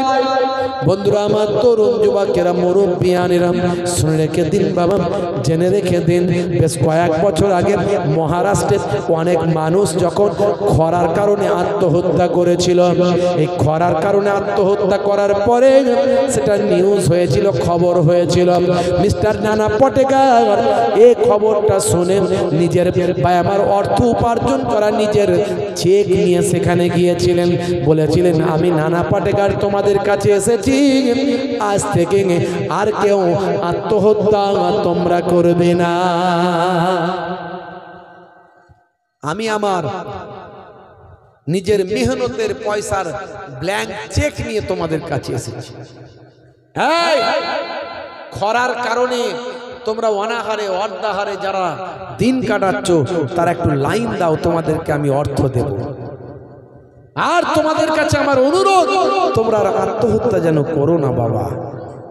মিস্টার নানা পাটেকারের এই নিউজটা খবর, এই ব্যাপারটা খবর হয়েছে, নিউজ হয়েছে। হে তরুণ যুবকেরা, লাইন বাই লাইন বহু মানুষকে তিনি চেক দিলেন, অর্থ দিলেন। যত মানুষকে তিনি সহযোগিতা করলেন, তাদের মধ্যে কোনো মুসলমানের নাম পেলেন না। তিনি জিজ্ঞাসা করলেন, তোমাদের এখানে কি কোনো মুসলমানের বাস নাই? বলে হ্যাঁ সাহেব আছে, ওই দিকের পাড়াতে যান, ওই পাড়াটা হলো মুসলিম পাড়া। বলে আচ্ছা, তোমাদের এখানে তো এত মানুষ আত্মহত্যা করেছে, নিউজ হয়েছে, মুসলিম পাড়ায় কতজন আত্মহত্যা করেছেন? বলে সে খবর আমরা ঠিক মতো বলতে পারবো না, তবে সেরকম কোনো খবর শুনিনি। হে তরুণ যুবকেরা, হে আমার মুরব্বিয়ানেরা, নানা পাটেকার এই পাড়াতে, এই গ্রামের বহু মানুষকে দান করে মুসলিমদের পাড়ায় গেলেন, মসজিদের সামনে নিজের কনভয়টার নিয়ে সেখানে দাঁড়িয়ে গেলেন। তিনি আওয়াজ দিয়ে বললেন, আমি হলাম সেই একটার নানা পাটেকার। হে তরুণ যুবকেরা, হে আমার মুসলিম ভাইরা, শুনে রেখে দাও, আমি তোমাদের কাছে এসেছি, তোমরা যেন আত্মহত্যা না করো। নিউজে দেখলাম তোমাদের আশপাশে অনেক মানুষ আত্মহত্যা করেছে। হে মুসলিম ভাইরা, তোমরা লাইন দাও, তোমাদেরকে আমিও আমার কাছ থেকে কিছু অর্থ ডোনেট করতে চাই। আর তোমাদের কাছে অনুরোধ, তোমরা যেন আত্মহত্যা করবে না। সে সময় মুসলিম ভাইগুলো বললেন, হে মিস্টার নানা পাটেকার, আমরা অনাহারে আছি, অর্ধাহারে আছি, আমরা ক্ষুধার্ত আছি, হাংরি আছি, আমাদের চাষবাস ব্যবসা সব ধ্বংস হয়ে গেছে, খরা হয়ে গেছে, কিন্তু তারপরেও আমাদের মুসলিম ভাইদের মধ্যে একজনও কেউ আত্মহত্যা করে না। তাই নাকি? বলে হ্যাঁ। বলে কি বিষয়টা ভালো করে বলো, তোমাদের মধ্যে চেতনা কি করে এলো, এই ভাবনা কিভাবে এলো? বলে শুনুন তাহলে মিস্টার নানা পাটেকার, আমরা হলাম বিশ্বনবীর শিষ্য, আমরা হলাম মুসলমান, আল্লাহকে এক বলে মানি, আমরা কোরআন পড়েছি, কোরআন মানি, আমাদের কোরআনে লেখা আছে, আমাদের হাদিস পাকে লেখা আছে, আত্মহত্যাকারী জাহান্নামী, আত্মহত্যা করা মহাপাপ, যত কষ্টই পড়ো না কেন আত্মহত্যা কখনো করো না। এর জন্য আমরা অনাহারে অর্ধাহারে আছি, তারপরেও আমাদের মধ্যে কেউ আত্মহত্যা করে না। এ তরুণ যুবকেরা, মিস্টার নানা পাটেকার অবাক হয়েছিলেন। তিনি বলেছিলেন, হে মুসলিম ভাই, তোমাদের কোরআনের বাণী আমার হৃদয়টা ছুঁয়ে যায়, আর তোমরা যে সুন্দর কথাটা বললে এর জন্য তোমাদের স্যালুট জানাই। নিউজটা আজও আমার কাছে রাখা। ইসলামের যা কিছু শেখানো হয়েছে সবের মধ্যে বিজ্ঞান, বাস্তবতা, মানবিকতা, মনুষ্যত্ববোধ, আধুনিকতা আছে। কিন্তু দুর্ভাগ্য, কটা মুসলমান কোরআন মাজিদ পড়েন একটু ভাবেন। যদিও পড়ি, মানে জানি না, কিন্তু মানে জানা খুব সহজ। আপনার মোবাইলে একটা কোরআন মাজিদের অ্যাপ ডাউনলোড করে রাখুন, একটা অ্যাপ ডাউনলোড করে রাখুন। রাস্তাঘাটে, দোকান বাজারে, বাসে ঘাটে, ট্রেনে আছেন, চলতে ফিরতে 2-4 লাইন পড়ুন না, পড়ে মানেটা দেখুন না কি আছে। কোনো গোপনীয়তার কিছু ব্যাপার নাই। হ্যাঁ, কোরআন মাজিদ পড়ে সবাই পণ্ডিত হতে পারবে, সবাই হুজুর হতে পারবে। ইসলামে কোনো গদির ব্যাপার নাই। পীরের ছেলেই যে পীর হবে, হুজুরের ছেলেই হুজুর হবে, মৌলানার ছেলে মৌলানা হবে, এমনটা কিছু নাই। চাষির ছেলেও মৌলানা হয়ে হাজার হাজার লোকের মাঝখানে ইমামের দায়িত্ব পালন করতে পারে। এর নাম ইসলাম। ইসলামে কোনো ধনী গরিব আর ওই ড্রাইভার আর মনিবের কোনো পার্থক্য নাই। হ্যাঁ, বাদশা নওয়াজ একজন বাদশা, তিনি মসজিদে ছুটে ছুটে গিয়ে নামাজটা ধরেছে, তার গোলাম সঙ্গে ছিলেন, তিনিও ছুটে ছুটে এসে দেখছেন বাদশার পাশেই জায়গা আছে, বাদশার পাশেই জায়গা আছে। বাদশার পাশে দাঁড়িয়ে গেলেন, কাঁধে কাঁধ লেগে যাচ্ছে, পায়ে পা লেগে যাচ্ছে, কে গোলাম আর কে মনিব চেনা যায় না, মনে হয় আল্লাহর দরবারের সবাই গোলাম। ইসলামে ভেদাভেদ নাই, উচ্চ বর্ণ নিম্ন বর্ণ নাই। এখন কিছু মানুষ চেষ্টা করছে, কিছু মানুষ চেষ্টা করছে, আমি আওলাদে রাসূল তোমরা নও, আমি খানদানে আহলে বায়াত তোমরা নও, আমি কুরাইশ বংশ তোমরা নও, আমি অমুক তোমরা নও। এইসব এখন কিছু মানুষের চেষ্টা আছে। আমি মোহেবুল্লাহ হুসাইনি, বাপের কুল থেকে, মায়ের কুল থেকে, নানার কুল থেকে, দাদির কুল থেকে, সব দিক থেকে কুরাইশ আহলে বায়াতের খানদান, কিন্তু এগুলো নিয়ে বড়াই কোনোদিন করি না। আমার দাদাও করতেন না, নানাও করতেন না, আমার আব্বাও করেন না। আখিরি জামানা এগুলো শুরু হচ্ছে। ইসলামে ভেদাভেদ নাই। আপনি বলবেন যে আমি পীরের আওলাদ, আমি পীরের পোতা, পীরের নাতি, আমি অমুক বংশ তমুক বংশ। আরে মুসলমান যারা আছে, মানুষ যারা আছে, সবাই তো নবীর বংশ। কথা ঠিক না ভুল? সব তো আদম নবীর সন্তান। ইসলামে ভেদাভেদ করার কোনো জায়গা নাই। কর্মের উপরে ফল, কর্মের উপরে ফল। অত সহজ নয়, যেমন কাজ করবেন তেমন ফল পাবেন। তাহলে আপনার ঘরের ছেলেটা হুজুর হতে পারে, পীর হতে পারে, মুফতি হতে পারে, সমাজের ইমামের দায়িত্বটা পালন করতে পারে, এর নাম হলো ইসলাম। অত সহজ নয়। কারো বানানো তৈরি করা ইসলাম ধর্ম নয়, কারো বাপ পৈতৃকালি কারো তৈরি করা, কারো বংশ পরম্পরায় ইসলাম ধর্ম আসেনি। আজকে পৃথিবীর বড় বড় আথার পণ্ডিতেরা সব মুগ্ধ হয়ে গেছে। হে তরুণ যুবকেরা, হে আমার বন্ধুরা, শুনে রেখে দিন বাবা, জেনে রেখে দেন। এরকম উদাহরণ আমি অনেক দিয়েছি। মেসুত ওয়াজিলের কথা বলেছি, ভাই আমার জুনায়েদ জামশেদের কথা বলেছি, আমি সাদি ওমানের কথা বলেছি, অনেক উদাহরণ দিয়েছি। বন্ধুরা আমার, হায়দ্রাবাদ এবং পোরার এই দুটো রাজ্য যিনি শাসন করেছিলেন, সালটা হলো 1911 থেকে 1948 সাল পর্যন্ত, যে সময় ইংরেজদের আমল ছিল। হে তরুণ যুবকেরা, হে আমার মুরব্বিয়ানেরা, 1911 থেকে 1948 সাল পর্যন্ত এই দীর্ঘ সময় ধরে হায়দ্রাবাদ এবং পোরার এই দুটো রাজ্য যিনি শাসন করেছিলেন, তিনি হলেন হায়দ্রাবাদের শেষ নিজাম। তার নাম হলো ভাই আমার ওসমান আলী খান সিদ্দিকী। মীর ওসমান আলী খান সিদ্দিকী তার নাম। হায়দ্রাবাদ এবং বোরার দুটো রাজ্য শাসন করেছেন।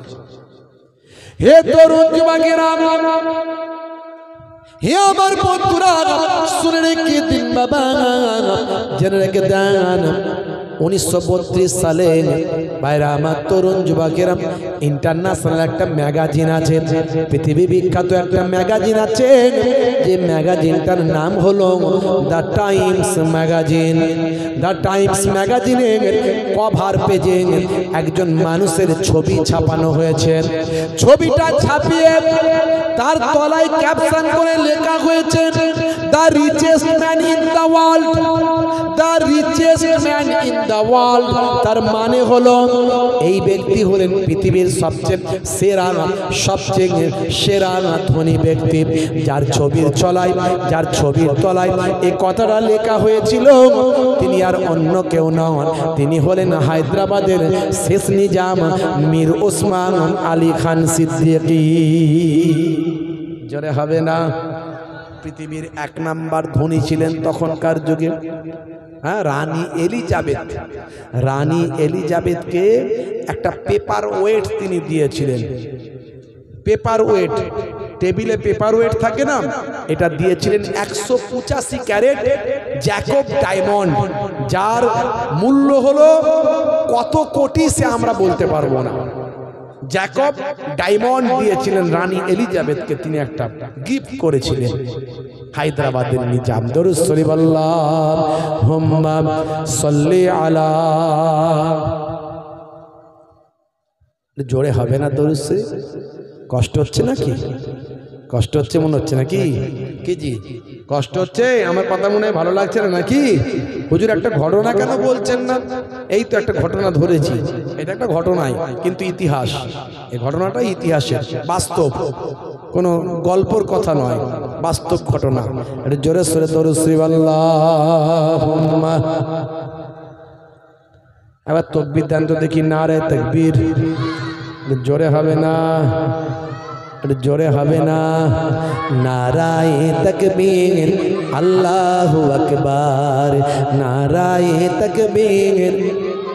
আর জোরে, নারায়ে তাকবীর, আল্লাহু আকবার, নারায়ে তাকবীর। জালিমে যখন করবে অত্যাচার, মুমিনে তখন রুখবে জুলুম তার। নারায়ে তাকবীর, আল্লাহু আকবার, নারায়ে তাকবীর, আল্লাহু আকবার, নারায়ে তাকবীর, আল্লাহু আকবার, নারায়ে তাকবীর, আল্লাহু আকবার।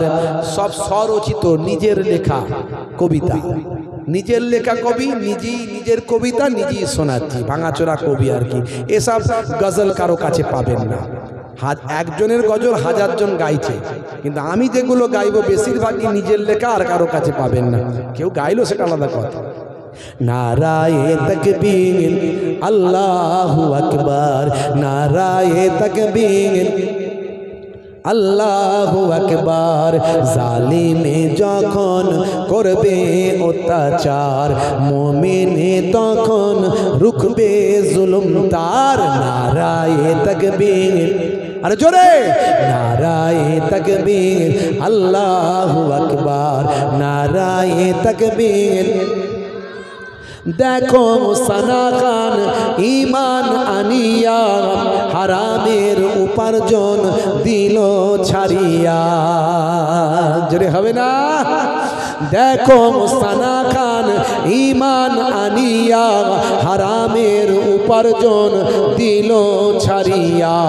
ইসলামের হুকুম আপন করিয়া, ইসলামের হুকুম আপন করিয়া, পর্দার বিধান নীল মানিয়া। নারায়ে তাকবীর, আরো জোরে, নারায়ে তাকবীর, আল্লাহু আকবার, নারায়ে তাকবীর, আল্লাহু আকবার, নারায়ে তাকবীর, আল্লাহু আকবার, নারায়ে তাকবীর, আল্লাহু আকবার। মোদের ভাই বোন বলি বারে বার, রাসূলের পথে এসো এবার। মোদের ভাই বোন বলি বারে বার, রাসূলের পথে এসো এবার। সুদ ঘুষ জেনা ছাড়ো ব্যভিচার, সুদ ঘুষ জেনা ছাড়ো ব্যভিচার, সুদ ঘুষ জেনা ছাড়ো ব্যভিচার। মুখেতে তোলো ধ্বনি আল্লাহর। নারায়ে তাকবীর, আরো জোরে, নারায়ে তাকবীর। স্লোগান দিচ্ছি কার? স্লোগান দিচ্ছি কার? যারা বলেন কার? এই যে সামনে ভোট আসছে, মিছিল বেরোবে, বেরোবে না? বেরোবে না? এদিকে বেরোবে না মনে হয়।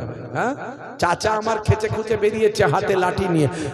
লড়তে হবে, লড়তে হবে, লড়তে হবে, লড়তে হবে। ভোট দেবেন কোনখানে? ভোট দেবেন কোনখানে? আমাদের ওইখানে, আমাদের ওইখানে।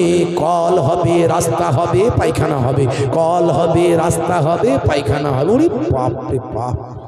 চাচা আমার এমন আওয়াজ দিয়েছে, দুপুরবেলা চাচিকে এসে বলছে পানি দাও, পানি পানি পানি।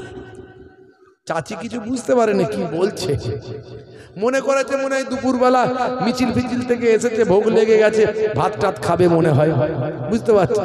আধ ঘন্টা পরে যখন ভাত তরকারি নিয়ে আসছে বলছে দিতে বললো, পানি দিতে বললো। তোমার গলার আওয়াজ কিছু বোঝা যায় না, খামাখায় কি করছিলে, এত চেঁচিয়েছে কেন? বুঝবি না, বুঝবি না, দাদা দিদিকে খুশি করার ব্যাপার ছিল, খুশি করলেই মাল পাওয়া যাবে, বুঝতে পারছেন? খুশি করার ছিল ভাই। দুনিয়াতে দাদা দিদিকে খুশি করেন, করতে বারণ করবো না। দুনিয়ার পার্টি পলিটিক্স করছেন, করুন, সব পার্টিতেই ভালো লোক আছে। এই কালকে আমি ওয়াজ করছিলাম, পার্টির উপপ্রধান দেখা করলাম আমার সঙ্গে।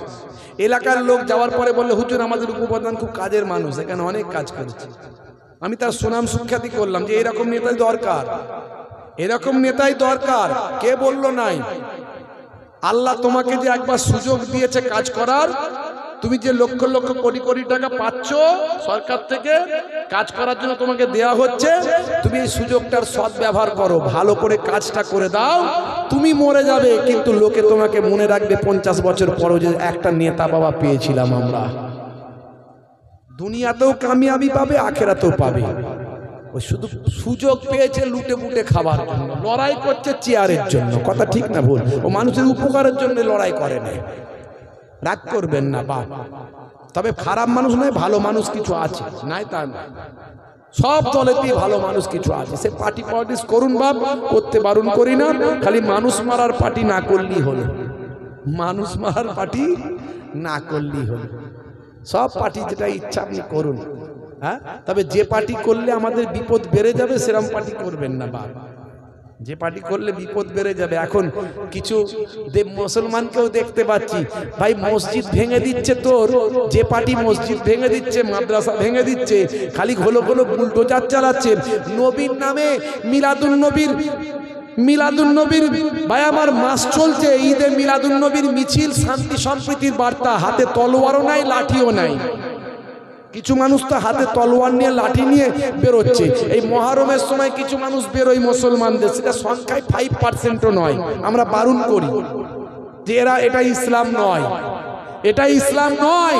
শান্তির নাম ইসলাম, মানুষকে ভালোবাসো, ভয় দেখিয়ে ইসলাম ধর্ম হয় না। আর তারাও তো লাঠি সোটা নিয়ে বেরোয়নি, তারা এমনি নবীর নামে স্লোগান দিচ্ছিল, কয়েকটা ব্যানার টাঙিয়েছিল। তো ব্যানার টাঙানোর কারণে ব্যানার তো ছিঁড়েছে, ফেলেছে, এরা প্রতিবাদ করেছে বলে মেরেছে, আবার এদেরকে জেলেও ঢুকিয়েছে, ঘরেও বুলডোজার চালিয়েছে। আর সেই দলটাকে তুমি বলছো ঠিক আছে? তুই বলছো কি করে? তোমার ঈমান থাকবে? ঈমান থাকবে? ঈমান থাকবে না। যারা এই রকম অত্যাচারী, কোরআন হাদিসের দুশ্মন, এই রকম দলকে যারা সাপোর্ট করবে, বলবে ঠিক আছে, এই ঠিক আছে বললেই ঈমান চলে যাওয়ার সম্ভাবনা আছে। মুফতিদের কাছে ফতোয়া নেবেন, এই আং বাং তাং কথা বললে হবে না, অত সহজ নয়। কি করবেন এবার ভাবুন। আমার মামা নাই, আমার কি নাই, যেটা বলেন মামা নাই, তো একটাই কানা মামা আছে। কি আছে? কানা মামা আছে। এখন নাই মামার চেয়ে কানা মামাটাই তো ভালো নাকি? Something is better than nothing ইংরেজিতে বলে। যদি ভালো মামা পেয়ে যাও, কানা মামাটাকে ছেড়ে দেবেন না। ভালো মামা পাওয়া পর্যন্ত অপেক্ষা করো। তুমি বলছো ও আমার ঘর ভেঙেছে ভালো, আমার মাদ্রাসা ভেঙেছে ভালো, আমার গোরস্থান ভেঙেছে ভালো বলছো। আমি বাবা পার্টি পলিটিক্স করি না, তো এই ডাইরেক্ট বলতে পারি না। যে বোঝার বুঝে নেবে, অতি বুঝে নেবে বাবা। বেশি বলার পছন্দও করি না এগুলো, বুঝতে পারছেন ভাইরা আমার, তরুণ যুবকেরা আমার, মুসলমান একটু জোরে সোরে স্লোগান দেন আল্লাহর নামে। দুনিয়ার পার্টি করছেন করুন, করতে পারিনি, বারণ করিনি, আল্লাহর পার্টি ভুলে যাবেন না।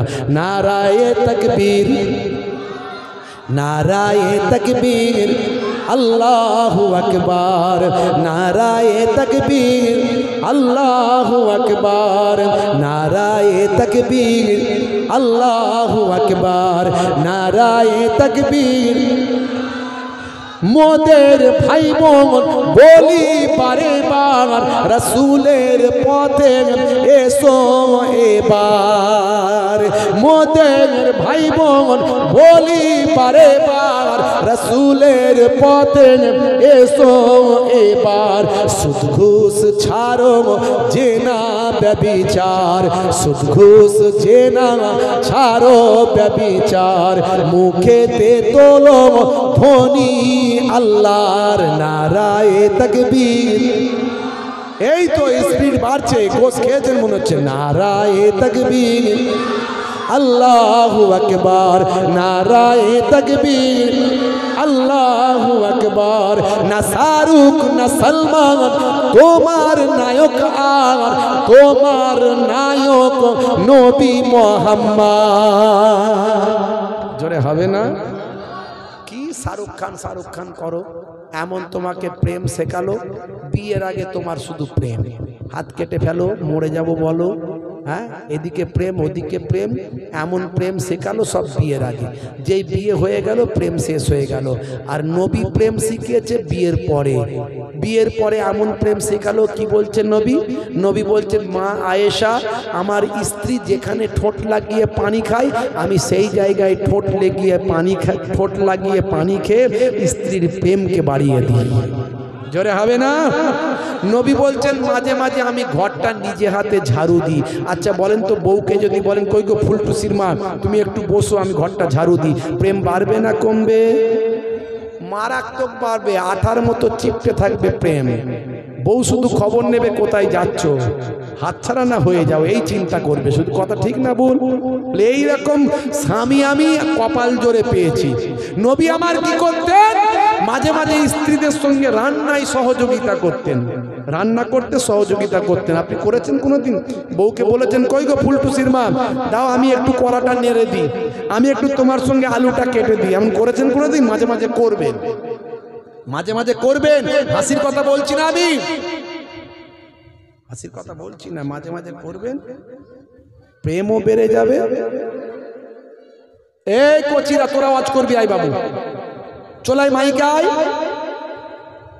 আয় মাইকে আয় তুলে দেবো আমি কিন্তু নেমে গিয়ে তোকে তুলে নিয়ে আসবে এখানে মাইকে আর না দূরে গিয়ে কথা বল আমি আসলে টিচার লোক তো আবার দেখে মনে হচ্ছে রোগা পাতলা মানুষ 45 বছর কম প্রায় 45 বছর বয়স হয়ে গেল 17 বছর শুধু হাই সেকেন্ডারি স্কুলের শিক্ষক বুঝতে পারছেন তো মাঝে মাঝে 11-12 ছেলে মেয়েদের কান মুলে দিই আর আমি মুললে কেউ কিছু বলে না অন্যরা মুললে বিপদ আছে এখনকার মাস্টাররা যদি কান মুলে দেয় ছেলে মেয়েদের বিপদ আছে আইনতভাবে ফেঁসে যাবে যদি ওই ছেলে মেয়েটা যদি কমপ্লেন করে দেয় কমপ্লেন করলেই ফাঁসবে মানসিকভাবে শারীরিকভাবে কোনো আঘাত করা যাবে না মাস্টারদের আমরা ছোটবেলায় চড়চাপড় খেয়ে পড়াশোনা করেছি বলে আজকে এই জায়গায় কথা ঠিক না বলবো আর এখনকার ছেলেদের মারলেই বিপদ হবে বাপ মারও বেশি বিপদ ফেলে দেয় একটাই তো ছেলে গিয়ে একটু কেঁদে কেঁদে বলে দিয়েছে আমার মাস্টার এই বলেছে উড়িষ্যা সব মাস্টারকে তুলে নিয়ে আসবো আছে না নাই এই যদি করেছে ছেলে বিপদ হয়ে যাবে ওই ছেলে বড় হলে বাপকে পিটবে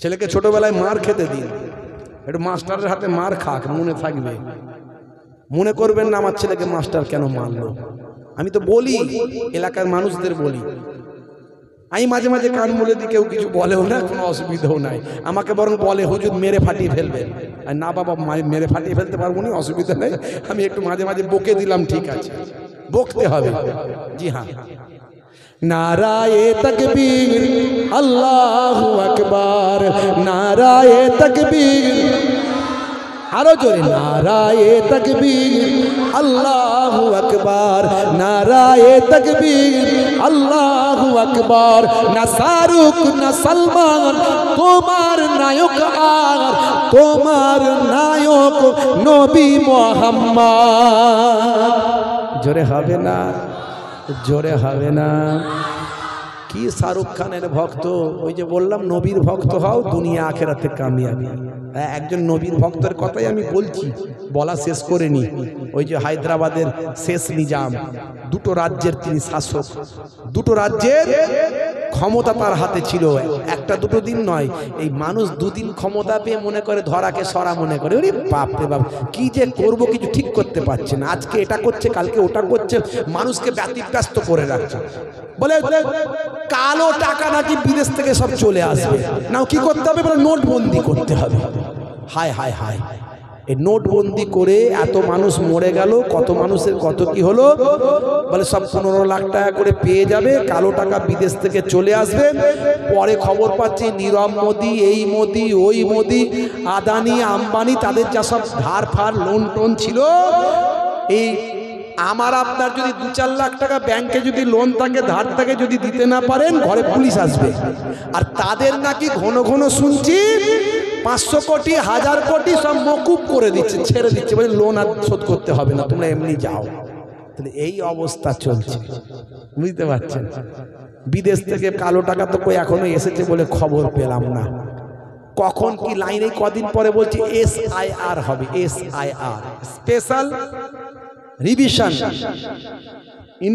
ভাই আমার, নিবিড় যেটা সমীক্ষা, নিবিড় সমীক্ষা, হ্যাঁ SIR, বুঝতে পারছেন? কদিন পরে হবে বলছে, শুরু হয়েছে। 11টা না কটা ডকুমেন্টস দিয়েছে, তার মধ্যে পাসপোর্ট সবাইয়ের তো নাই, Aadhaar card, voter card, PAN card, এগুলো নাকি হবেই না। জমির দলিল ফলিল থাকলে হবে, 2002 সালের কাগজে যদি নাম থাকে তাহলে হবে। তো যা হবে হবে। একটাই বিশ্বাস মাথায় আছে, আমরা এদেশের লোক, এদেশে ছিলাম, এদেশে আছি, এদেশেই মরবো। ভারতের মাটিকে আমরা 5 বার চুম্বন করি, এই ভারতই আমাদের জন্ম। সেদিন আমাদের পূর্বপুরুষদের সুযোগ ছিল পাকিস্তানে চলে যাওয়ার, ভাই আমার, সেদিন আমাদের যখন দেশ ভাগ হয়েছিল মুসলমানদের চলে যাওয়ার সুযোগ ছিল, কিন্তু সেদিনও আমরা আমাদের দেশকে ভালোবেসেছিলাম। আমরা বাই চান্স ইন্ডিয়ান নয়, বাই চয়েস ইন্ডিয়ান। এদেশের মাটিতে জন্ম, এদেশের মাটিতেই মরব, ছেড়ে যাওয়ার কোনো রাস্তা নেই। কোথায় পাঠাবে পাঠাক, এখন ক্ষমতা হাতে পেয়েছে, এই করব, সেই করব, ওই করব করছে, একটার পর একটা লাইন লাগিয়ে রেখেছে, বুঝতে পারছে? আর এটা আমাদের কর্মের ফল। এ তো 1450 বছরের নবীর হাদিস মিলে যাচ্ছে, নবী 1450 বছর আগে বলেছে। এই জন্য বলি না, ইসলামে যা বলা হয়েছে সব সত্য। এই নবী বলেছিলেন, যখন মানুষ নামাজ ছেড়ে দেবে, দিন ভুলে যাবে, ইসলাম ভুলে যাবে, আমার উম্মত অন্যায় অত্যাচার পাপাচারে লিপ্ত হয়ে যাবে, তখন তাদের উপরে জালেম বাদশা বসে যাবে। এই জালেম বাদশা বসে তোমার মাদ্রাসা ভেঙে দিচ্ছে, তোমার মসজিদ ভেঙে দিচ্ছে, কিছু মানুষকে খেপিয়ে দিচ্ছে, তারা বলছে ঠিক করছে। আর আজকে মুসলমান আমরাও শিক্ষা দীক্ষায় এখনো সেই জায়গায় এগোতে পারিনি, তবে আগের থেকে অনেকটা আমরা ইমপ্রুভ করেছি, আমরা অনেকটা অ্যাডভান্স এগিয়ে এসেছি, কিন্তু সেই তুলনায় এখনো এগিয়ে আসতে পারিনি। এই জন্য বলি প্রত্যেককে শিক্ষিত হতে হবে এবং সংবিধানকে মান্যতা দিয়ে কলম দিয়ে প্রতিবাদ করতে হবে। হাজারটা তলোয়ারের থেকে একটা কলমের দাম অনেক বেশি। ইন্টারনেট আছে, সোশ্যাল মিডিয়া আপনার হাতে, কিন্তু মিডিয়া আমরা ব্যবহার করতে পারছি না। সেই মিডিয়ায় গণতান্ত্রিক পদ্ধতিতে অন্যায়ের বিরুদ্ধে সঙ্গত ভাষায় যুক্তি দিয়ে বুঝিয়ে দাও। লড়াই কই মিডিয়াতে, লড়াই কই মিডিয়াতে, যুবকদের লড়াই কই। ও যুবকদের টাইম কোথা? ওরা তো ফ্রি ফায়ার খেলবে, ওরা তো পাবজি চালাবে, ওরা তো গেম খেলবে, ওরা তো লটারি কাটবে, ওরা তো কি বলে মোবাইলে আপনার ক্যারাম বোর্ড খেলবে, তাস খেলবে। ওদের ইন্টারনেটে গিয়ে, ফেসবুকে গিয়ে ওদের প্রতিবাদ করার সময় কোথা? তোমার কম ধ্বংস হয়ে যাচ্ছে, রাস্তাঘাটে তোমাকে অত্যাচারিত হতে হচ্ছে, তোমাকে লাঞ্ছিত করা হচ্ছে, তোমার সম্প্রদায়কে, তোমার কওমকে। এই অর্জুন সিং এর মতো মানুষ তারা বলছে ইসলামে নাকি বলা হয়েছে, আল্লাহ নাকি বলেছে ধর্ষণ করলে ক্ষতি নাই, এরকম কথা বলেছে। কথা ঠিক না ভুল বলে? এর বিরুদ্ধে প্রতিবাদ কে করবে? কে করবে? আমাদের মিডিয়া কই? এটা যে মিথ্যা বলছে না, বলবো কি করে? এটা যে মিথ্যা বলছে, প্রচারটা কে করবে? তোমাদের মতো লক্ষ লক্ষ যুবককে অর্জুন সিং এর ভাই আমার সেই ফেসবুকের তলায় গিয়ে গালাগালি দিয়ে নয়, যুক্তি দিয়ে বলতে হবে, তথ্য দিয়ে বোঝাতে হবে। মিস্টার অর্জুন সিং, আপনি যেটা বলছেন ভুল বলছেন, আপনার জানা নাই, আপনি পড়াশোনা করুন। আপনি নির্বোধের মতো কথা বলছেন, মূর্খতার মতো কথা বলছেন, অজ্ঞতার মতো কথা বলছেন, যার মধ্যে জ্ঞান নাই সেই কথাগুলো বলে। আপনি জানুন ইসলামে ধর্ষণের শাস্তি কি দেওয়া হয়েছে, জানেন আপনি? ইসলামে ধর্ষণের শাস্তি দেওয়া হয়েছে প্রকাশ্য খোলা ময়দানে, লক্ষ লক্ষ মানুষের মাঝখানে কোমর পর্যন্ত মাটিতে গেড়ে দিয়ে পাথর নিক্ষেপ করে হত্যা করা। সারা পৃথিবীতে কিছু কম বেশি প্রায় 195টা দেশ আছে, তার মধ্যে একটা দেশে পরিপূর্ণ ইসলামিক আইন চলে, সেটা হলো আফগানিস্তান।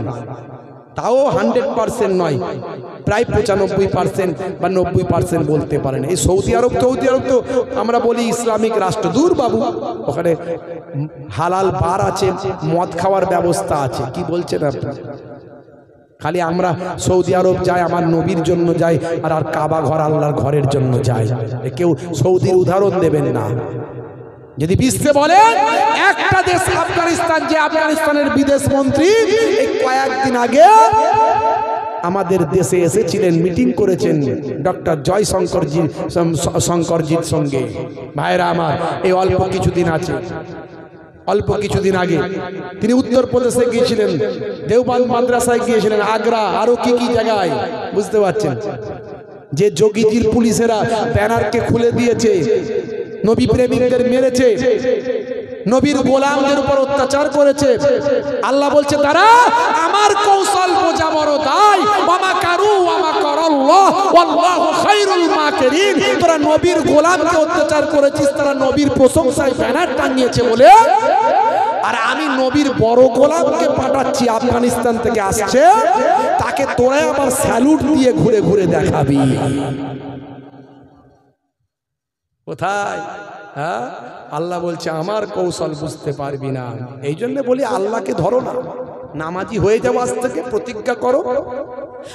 প্রতিজ্ঞা করো, নামাজি হয়ে যাও, সুন্নতওয়ালা হয়ে যাও, তোমার বিপদ দূর করবেন আল্লাহ। আল্লাহ বলছেন চিন্তা করো না। সারা পৃথিবীতে 200 কোটি মানুষ যে প্রফেটকে ভালোবাসে, মুহাম্মাদুর রাসূলুল্লাহ সাল্লাল্লাহু আলাইহি ওয়াসাল্লাম। আমাদের নবী অন্য ধর্মকে ঘৃণা করতে শেখায়নি, আমাদের নবী অন্য ধর্মের ধর্মীয় নেতাকে তুচ্ছ তাচ্ছিল্য করতে শেখায়নি, আমাদের নবী অন্য ধর্মের ধর্মীয় ব্যানারকে পুড়িয়ে দিতে, খুলে দিতে শেখায়নি। ইসলামে বলা হয়েছে লাকুম দীনুকুম ওয়ালিয়া দিন, তোমার ধর্ম তোমার দিন তোমার কাছে, অন্যকে গালাগালি করো না। লা ইকরাহা ফিদ্দিন, ধর্মে কোনো জবরদস্তি নাই, অন্যকে কোনোদিন গালাগালি করবে না, অন্যের ধর্মকে খারাপ বলবে না। দেখেছেন, তুমি কোরআনের দুটো আয়াতকে ভুল ব্যাখ্যা করে মানুষকে ভুল বোঝাচ্ছ। ভালো করে বোঝো, তারপর বলবে। ভাইরা আমার, হে তরুণ যুবকেরা, হে আমার বন্ধুরা, শুনে রেখে দিন বাবা, জেনে রেখে দেন, মীর ওসমান আলী খান সিদ্দিকী 1911 থেকে 1948 পর্যন্ত হায়দ্রাবাদ এবং বোরার দুটো রাজ্যে তিনি ভাই আমার শাসন করতেন, শাসক ছিলেন। তার আমলে ভাই আমার স্বর্ণযুগ ছিল দুই রাজ্যে। হে তরুণ যুবকেরা, হে আমার মুরব্বিয়ানেরা, শুনে রেখে দিন বাবা, জেনে রেখে দিন বাবা, ভাই আমার তৎকালীন যুগের পৃথিবীর সর্বশ্রেষ্ঠ ম্যাগাজিন দ্য টাইমস ম্যাগাজিনের কভার পেজে এই হায়দ্রাবাদের নিজামের ছবিটা ছাপা হয়েছিল। তার তলায় লেখা হয়েছিল টাইমস ম্যাগাজিনে the richest man in the world, সারা পৃথিবীর শ্রেষ্ঠ ধনী মানুষ। লোকে তাকে কৃপণ বলতো, লোকে তাকে কঞ্জুস বলতো। কেন? তিনি প্রচন্ড শীতকালেও খুব আরাম আয়েসের মধ্যে বড় বড় কম্বল দিয়ে বড় বড় আরাম আয়েসের পোশাক পরে ঘুরতেন না, সাধারণ মানুষের মতো জীবন যাপন করতেন। যখন খাওয়া দাওয়া করতেন এক রকমের তরকারি দিয়ে খাবার খেতেন, বেশি আড়ম্বরপূর্ণ খাবার দাবার তার ছিল না, নর্মাল ভাবে জীবন যাপন করতেন। জামাটা ছিঁড়ে গেলে হয়তো জামাটা ভালো আছে কিন্তু কোনো কিছুতে লেগে ছিঁড়ে গেছে, এরকম হয় কি হয় না? কিন্তু আমার পয়সা আছে, ওই জামা আমি আর পরি না, এরকম ঘটনা ঘটে না? হে তরুণ যুবকেরা, মীর ওসমান আলী খান সিদ্দিকী নিজে হাতে সেই জামাটা সেলাই করে আবার তিনি পরতেন। মাঝে মাঝে নিজের জুতোটা সেলাই করে পরতেন। ইয়াকুনু ফি মাহানাতি আহলিহি ওয়া ইয়াকুমুল বাইতা ওয়া ইয়াহলিমুনা সাদা ওয়া ইয়াখিতা সাওবাহু ওয়া ইয়াকসিফানা আলাহু ওয়া ইয়াহমিলু বিজাতিন মিনাস সুক। আল্লাহর নবী মাঝে মাঝে ঘরটা নিজে হাতে ঝাড়ু দিতেন, মাঝে মাঝে রান্নায় সহযোগিতা করতেন, মাঝে মাঝে ছেঁড়া জামাটা নিজে হাতে সেলাই করতেন, মাঝে মাঝে ছাগলের দুগ্ধটা নিজে হাতেই দহন করতেন, মাঝে মাঝে ছেঁড়া জুতোটা আল্লাহর নবী নিজে হাতেই সেলাই করতেন, মাঝে মাঝে ওয়া ইয়াহমিলু বিজাতিন মিনাস সুক, নবী আমার বাজারে চলে যেতেন, বাজারটা নিজে হাতেই করে নিয়ে কাঁধে করে বহন করে নিয়ে আসতেন। নবীর থেকে বড় নেতা কেউ আছে বাপ? পৃথিবীতে দেখান তো দেখি 200 কোটি মানুষ একজন মানুষকে প্রতিনিয়ত ফলো করছে, প্রতিনিয়ত মেনে চলছে, সেই নবীর কথা সবসময় বলছে। 200 কোটি মানুষ প্রতিনিয়ত যাকে ফলো করেন তিনি হলেন হিজ নেম ইজ প্রফেট মুহাম্মদুর রাসূলুল্লাহ সাল্লাল্লাহু আলাইহি ওয়াসাল্লাম। আরো কয়েকশো কোটি মানুষ আমার নবীকে ভালোবাসে, হিন্দু, খ্রিস্টান, জৈন, বৌদ্ধ, তারা নবীকে ভালোবাসে। আমরাও যেমন শ্রী রামকৃষ্ণ পরমহংসদেবকে ভালোবাসি, স্বামী বিবেকানন্দজিকে ভালোবাসি, রাজা রামমোহন রায়কে ভালোবাসি, ঈশ্বরচন্দ্র বিদ্যাসাগরকে ভালোবাসি, কবিগুরু বিশ্বকবি রবীন্দ্রনাথ ঠাকুরকে আমরা ভালোবাসি। তিনি হিন্দু, তিনি খ্রিস্টান, তিনি মুসলমান, অমুক, আমরা এগুলো ভাবি না। তিনি ভারতবাসী, তিনি মহান ব্যক্তি, তিনি মনীষী, তিনি আমাদের সম্পদ, তিনি আমাদের পাথেয়, এটা মনে করি। আমি শ্রী রামকৃষ্ণ পরমহংসদেবের কথা ওয়ান ক্যামেরা মানুষের কাছে প্রচার করি, স্বামী বিবেকানন্দজির কাছে, স্বামী বিবেকানন্দজির কথা ওয়ান ক্যামেরা মানুষের কাছে প্রচার করি, কারণ আমি তার সম্পর্কে পড়েছি। মিস্টার অর্জুন সিং, আমি তার সম্পর্কে পড়েছি, তার ভালো কথাগুলো মানুষের কাছে বলি। আপনি কোরআন পড়েননি, আপনি হাদিস পড়েননি, আপনি জানেননি আল্লাহর কথা, নবীর কথা জানেননি, আপনি মিথ্যা ভুল প্রচার করে নিজের চেয়ারের জন্য, গদির জন্য, রাজনীতির জন্য প্রচার করেন। আপনি এতে সমাজকে ক্ষতিগ্রস্ত করছেন। মানুষ আপনাদের ক্ষমা করবে না, কোনোদিন কোনোদিন ক্ষমা করবে না।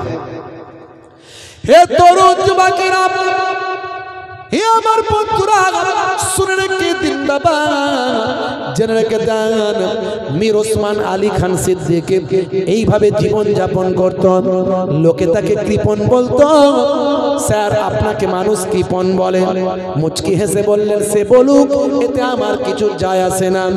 কে আমাকে কৃপণ বলল, কে আমাকে কঞ্জুস বলল, এতে আমার কিছু যায় আসে না।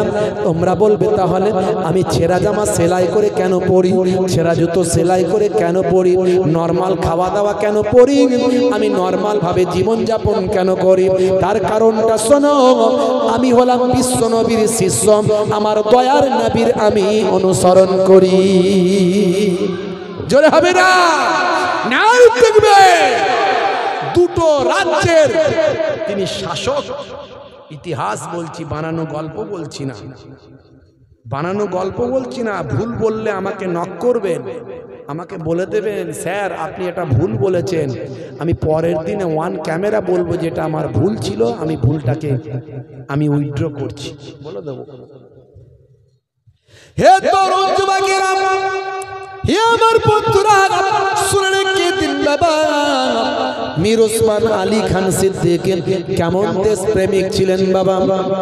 সেই সময় আপনারা জানেন ভারতবর্ষের যিনি প্রধানমন্ত্রী ছিলেন তিনি হলেন মিস্টার লাল বাহাদুর শাস্ত্রী। হে তরুণ যুবকেরা, হে আমার বন্ধুরা, শুনে রেখে দিন বাবা, সালটা হলো 1965 সাল। এই 1965 সালে চীনের সঙ্গে ভারতের যুদ্ধ হয়েছিল। অনেক দিন ধরে যুদ্ধ হওয়ার কারণে ভারতের অর্থনৈতিক পরিকাঠামো খারাপ হয়ে গিয়েছিল। ভারতের ভাই আমার তৎকালীন যুগের প্রাইম মিনিস্টার, প্রধানমন্ত্রী মিস্টার লাল বাহাদুর শাস্ত্রী হায়দ্রাবাদের নিজামকে ভাই আমার মীর ওসমান আলী খান সিদ্দিকীকে চিঠিটা সেই সময় লিখেছিলেন। হে মীর ওসমান আলী খান সিদ্দিকী, দেশের অর্থনৈতিক পরিকাঠামো খারাপ, এই সময় আপনি যদি আপনার অর্থ কিছু এখানে ডোনেট করেন, একথা দেখে তিনি সঙ্গে সঙ্গে সিদ্ধান্ত নিলেন। হে তরুণ যুবকেরা, তিনি এত বড় সম্পদশালী ছিলেন, সারা পৃথিবীর তৎকালীন যুগের 1 নাম্বার ধনী মানুষ। ভাবুন একবার, কল্পনা করুন, সেই সময় তিনি 5 টন সোনা ভারতের রাজকোষে, ভারতের অর্থনৈতিক পরিকাঠামোর উন্নয়নের জন্য তিনি ভারতের রাজকোষে 5 টন সোনা দান করেছিলেন। 5 টন সোনা দান করেছিলেন। ভাবতে পারেন কত টালে সম্পত্তির মালিক তিনি ছিলেন। মুসলমান নাকি দেশপ্রেম করে না? মুসলমানদের দেশপ্রেম আপনি জানেন না। সবচেয়ে বেশি আলেম ওলামারা এই দেশকে স্বাধীন করার জন্য নিজের জীবন দিয়েছে। এই যারা ইংরেজদের তোলা চাটে, যারা ইংরেজদের তাবেদারি করে, যারা ইংরেজদেরকে পছন্দ করে, তারাই মুসলমানদের আলেম ওলামাদের বিরুদ্ধে কথা বলে। জানে ইংরেজদেরকে তারাতেই আলেম ওলামারাই প্রথম আন্দোলন শুরু করেছিল।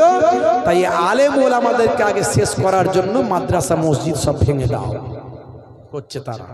বুঝতে পারছেন? এই দেশকে গোলামির দিকে নিয়ে যাচ্ছে। গোলামি। আগেকার যুগে যেমন দাস প্রথা ছিল, দাস দেখবেন শিক্ষা দীক্ষা আর হবে না, মানুষকে সব গোলামি করিয়ে দেওয়ার চেষ্টা করবে। এই যে সব নাম টাম সব যদি কেটে দেয় ভোটার লিস্ট থেকে, বেনাগরিক করে দেয়, এই বেনাগরিক করে দেওয়া মানুষগুলোকে কি করবে? এদেরকে দিয়ে গোলামতি করাবে। খুব সাবধান, ঐক্যবদ্ধ থাকবেন, লড়াই করতে হবে। মনে রাখবেন, সেই লড়াইয়ের সময় যদি আমাদের আসে, আমরা যদি ডাক দিই, সেদিন আর জীবন মৃত্যুকে আমরা পরোয়া করব না। যদি ভারতবর্ষের আমাদের নাম যদি এই ভারতবর্ষের ভোটার লিস্ট থেকে যদি কাটার চেষ্টা হয়, সেদিনে এই পশ্চিমবঙ্গের 30% মুসলমান, তার সঙ্গে সঙ্গে যে সমস্ত নিম্ন শ্রেণীর এসটি এসসি ওবিসি আছে, যাদের বিহারে নাম কেটে দেওয়া হয়েছে আপনারা জানেন, তাদেরকে নিয়ে, গণতন্ত্র প্রেমী মানুষদেরকে নিয়ে আমরা সারা ভারতবর্ষের রাজধানীগুলোতে আমরা বসে যাব, অসহযোগ আন্দোলন করব। আমরা অসহযোগ আন্দোলন করব। আমরা বলবো, ইংরেজ তুমি ভারত ছাড়ো। এই আন্দোলনে আমরা ভারতবর্ষকে মুখরিত করে দেবো ইনশাআল্লাহ। কি পারবেন তো নাকি? পারবেন তো নাকি? जो डर गया वो मर गया। বুঝতে পারছেন? ভয় পেলে শেষ। সেদিন নিজেদের ঘরের সন্তানগুলোকে ছাড়তে হবে শহীদ হওয়ার জন্য, মাথায় কাফন নিয়ে বেরোতে হবে গণতন্ত্রকে বাঁচানোর জন্য, সংবিধানকে বাঁচানোর জন্য। এই কথাগুলো আমরা না বললে আমাদের উপর রাগটা কেন? এই জন্যই তো বলে, এরাই তো মানুষকে জাগিয়ে দিচ্ছে, ঘুমন্ত মানুষগুলোকে, ঘুমন্ত বাঘগুলোকে জাগাচ্ছে। এই জন্য এই হুজুর আলেম ওলামাদের প্রতি রাগ, তাদেরও রাগ। আর আমাদের সম্প্রদায়ের কিছু মুসলমানকে ভুল বুঝিয়ে এরাও আমাদেরকে দেখতে পারে না, অথচ আমরাই হলাম প্রকৃত অভিভাবক, আপনাদেরকে জাগ্রত করি। আমরা যদি শেষ হয়ে যাই, আপনারা অটোমেটিক শেষ হয়ে যাবে। আপনাদের আর ধর্ম বলে কিছু থাকবে না, আর কোনো নাগরিকত্ব বলেও কিছু থাকবে না। বুঝতে পারছেন? হ্যাঁ, সবাই লুটে পুটে খাচ্ছে মুসলমানকে। এই মুসলমানকে দেখবেন শুধু ভোটের সময় ব্যবহার করে সব দল প্রথম সারিতে রেখে দেবে।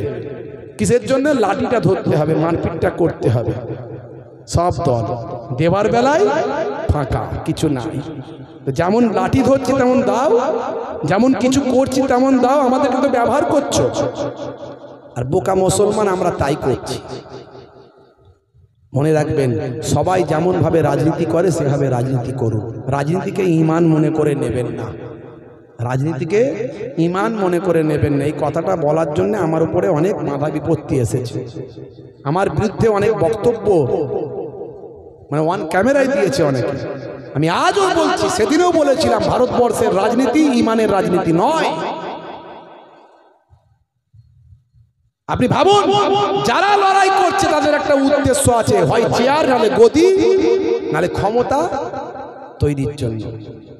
কেউ কিন্তু এই রাজনীতি করছে না যে এখানে চুরি বন্ধ করে দেব, চুরি করলে হাত কেটে দাও, খুন করলে খুনের বদলে খুন, তারপরে আপনার কি বলে ধর্ষণ করলে এই আফগানিস্তানের মতো দাঁড় করিয়ে 2024 সালে একটাই ধর্ষণ হয়েছিল 2024 সালে, সেই 24 সালে তাকে দাঁড় করিয়ে লোকের সামনে ওই পাথর মেরে হত্যা, তারপর থেকে ধর্ষণ আর নাই।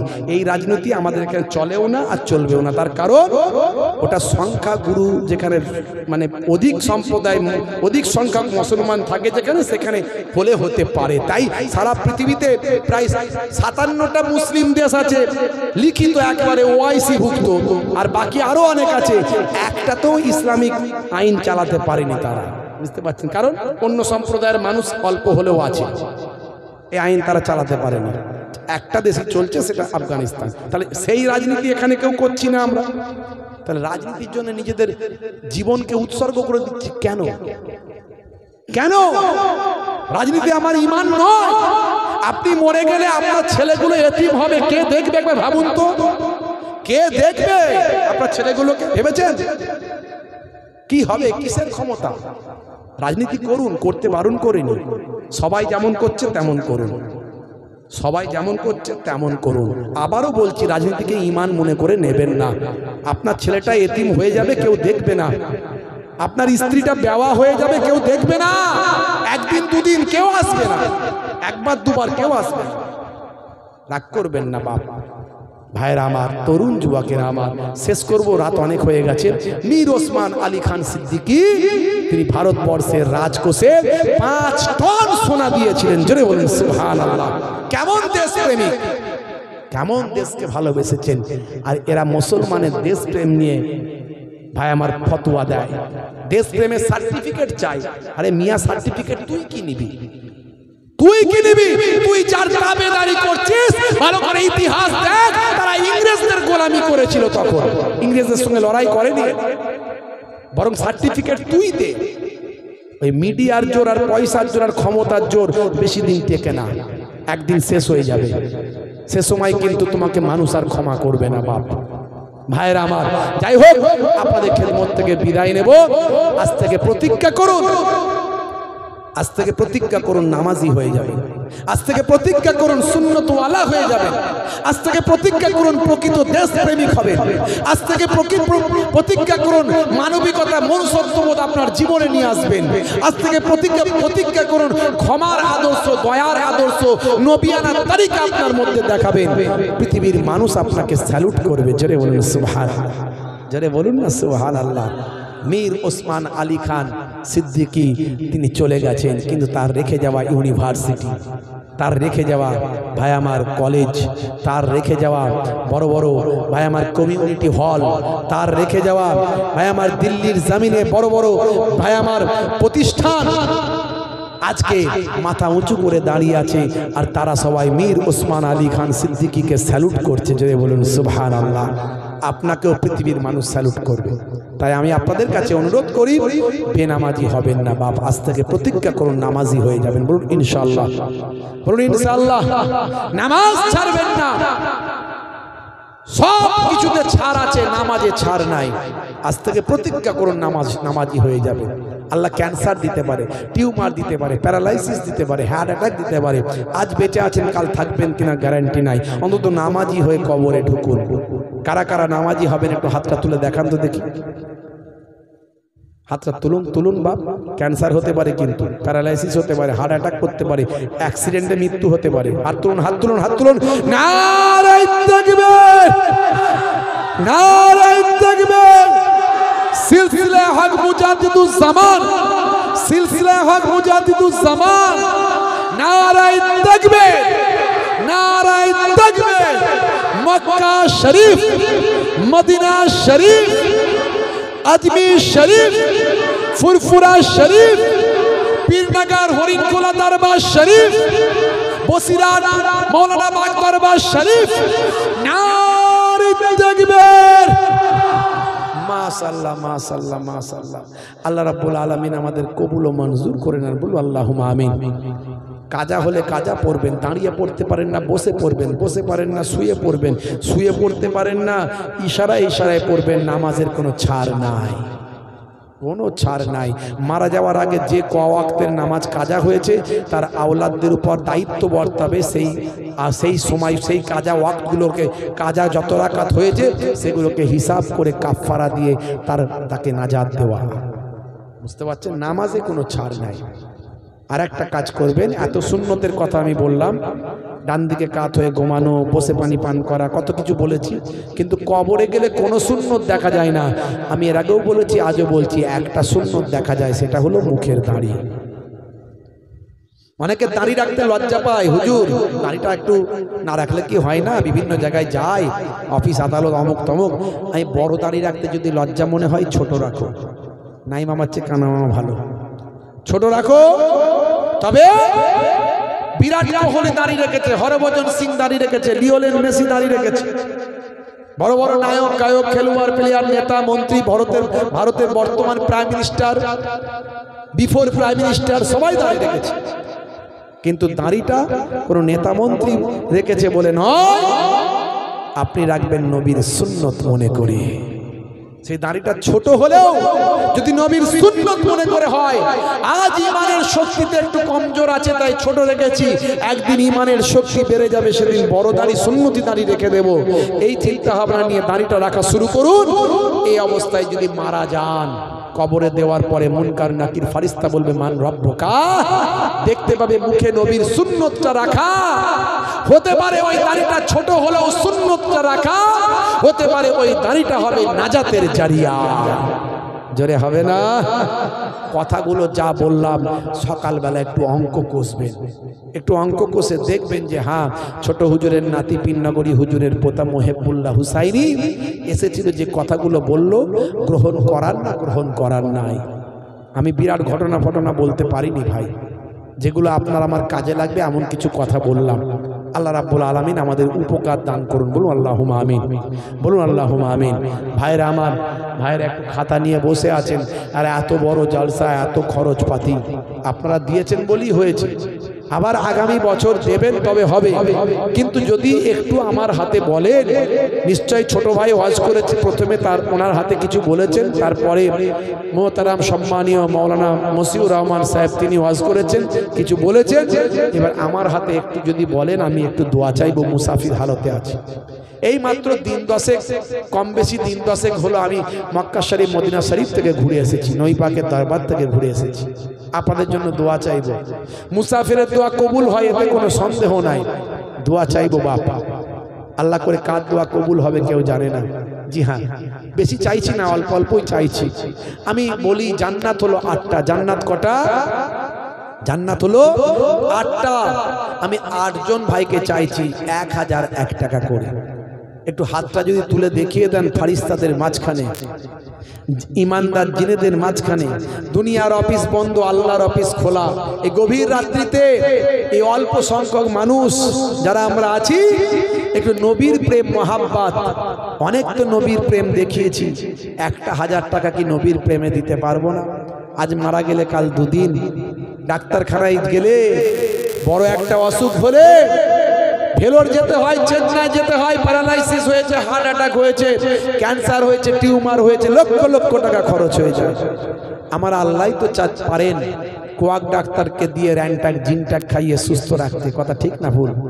আর আমার আল্লাহ চাইলে বড় বড় অসুখ দিতে পারেন। কি জি বাবা, দিয়ে ধন বোঝে মন, কেড়ে নিতে কতক্ষণ। কত ধনীকে দেখলাম ফকির হয়ে গেল, আবার কত ফকির মানুষ ধনী হয়ে গেল। আল্লাহ কাতে রাজি হবে কেউ জানে না। 1000 টাকা দেনেওয়ালা আছেন, প্রথম হাতটা তুলবেন। বাপ কবরে, মা কবরে, দাদা কবরে, দাদি কবরে, চিন্তা করে একটু বলবেন, একটু বলবেন 1000 টাকা ফি সাবিলিল্লাহ দিলে, নবীর মহাব্বতে জান্নাতের বাগানে দিলে কমবে না। এতবার করে বলতে হলে মাইকে সবাই শুনতে পাচ্ছে, বলবে মুসলমানরা কেমন মুসলমান যে নিজেদের নবীর জান্নাতের বাগানে দিচ্ছে না, কথা ঠিক না ভুল? বলবে কি বলবে না? এতবার বলার দরকার নেই, একটু বলুন না। আপনার গ্রামের জলসা তো আমি মানছি, আপনার এলাকায় অনেক জলসা হচ্ছে এখন, বলে হুজুর কত জায়গায় দেবো, তো অল্প অল্প দিন, অল্প অল্প দিন। হ্যাঁ, বছরে আপনি 4টে জায়গায় দিলেন 4000 টাকা দিলেন, বছরে 4টে, এত টাকা আল্লাহ আপনাকে ইনকাম দিচ্ছেন, 4,000 টাকা 4 জায়গায় নালে দিয়েছেন, তো কি অসুবিধা আছে? এমন বিরাট কিছু তো দেওয়া হয়নি, অল্পই দেওয়া হয়েছে। তো 1,000 টাকা বলেন বাপ, আছেন এখানে? হাতটা তুলবেন ফি সাবিলিল্লাহ, হাতটা তুললে আমি আপনাদের জন্য খাসভাবে দোয়া চাইবো। 8টা জান্নাতের একটা না একটা যেন নসিব হয়, দোয়া চাইবো। এত মানুষ আছেন, 1,000 টাকা বলেন না বাপ। বাপ কবরে, মা কবরে, দাদা কবরে, দাদি কবরে, নানা কবরে, নানি কবরে, আত্মীয় স্বজনগুলো কবরে। ছেলে মেয়েদের হায়াত দারাজির জন্য দেন, ছেলে মেয়েদের পড়াশোনায় বরকতের জন্য দেন, বিপদে আছেন বিপদ মুক্তি পাওয়ার জন্য দেন, অসুস্থ আছেন সুস্থতার জন্য দেন, যে কোনো নিয়ত করে দেন। বুখারী শরীফের প্রথম হাদিস, ইন্নামাল আমালু বিন নিয়াত, নিয়তের উপর আমল হয়। আল্লাহর নবী বলছেন তোমরা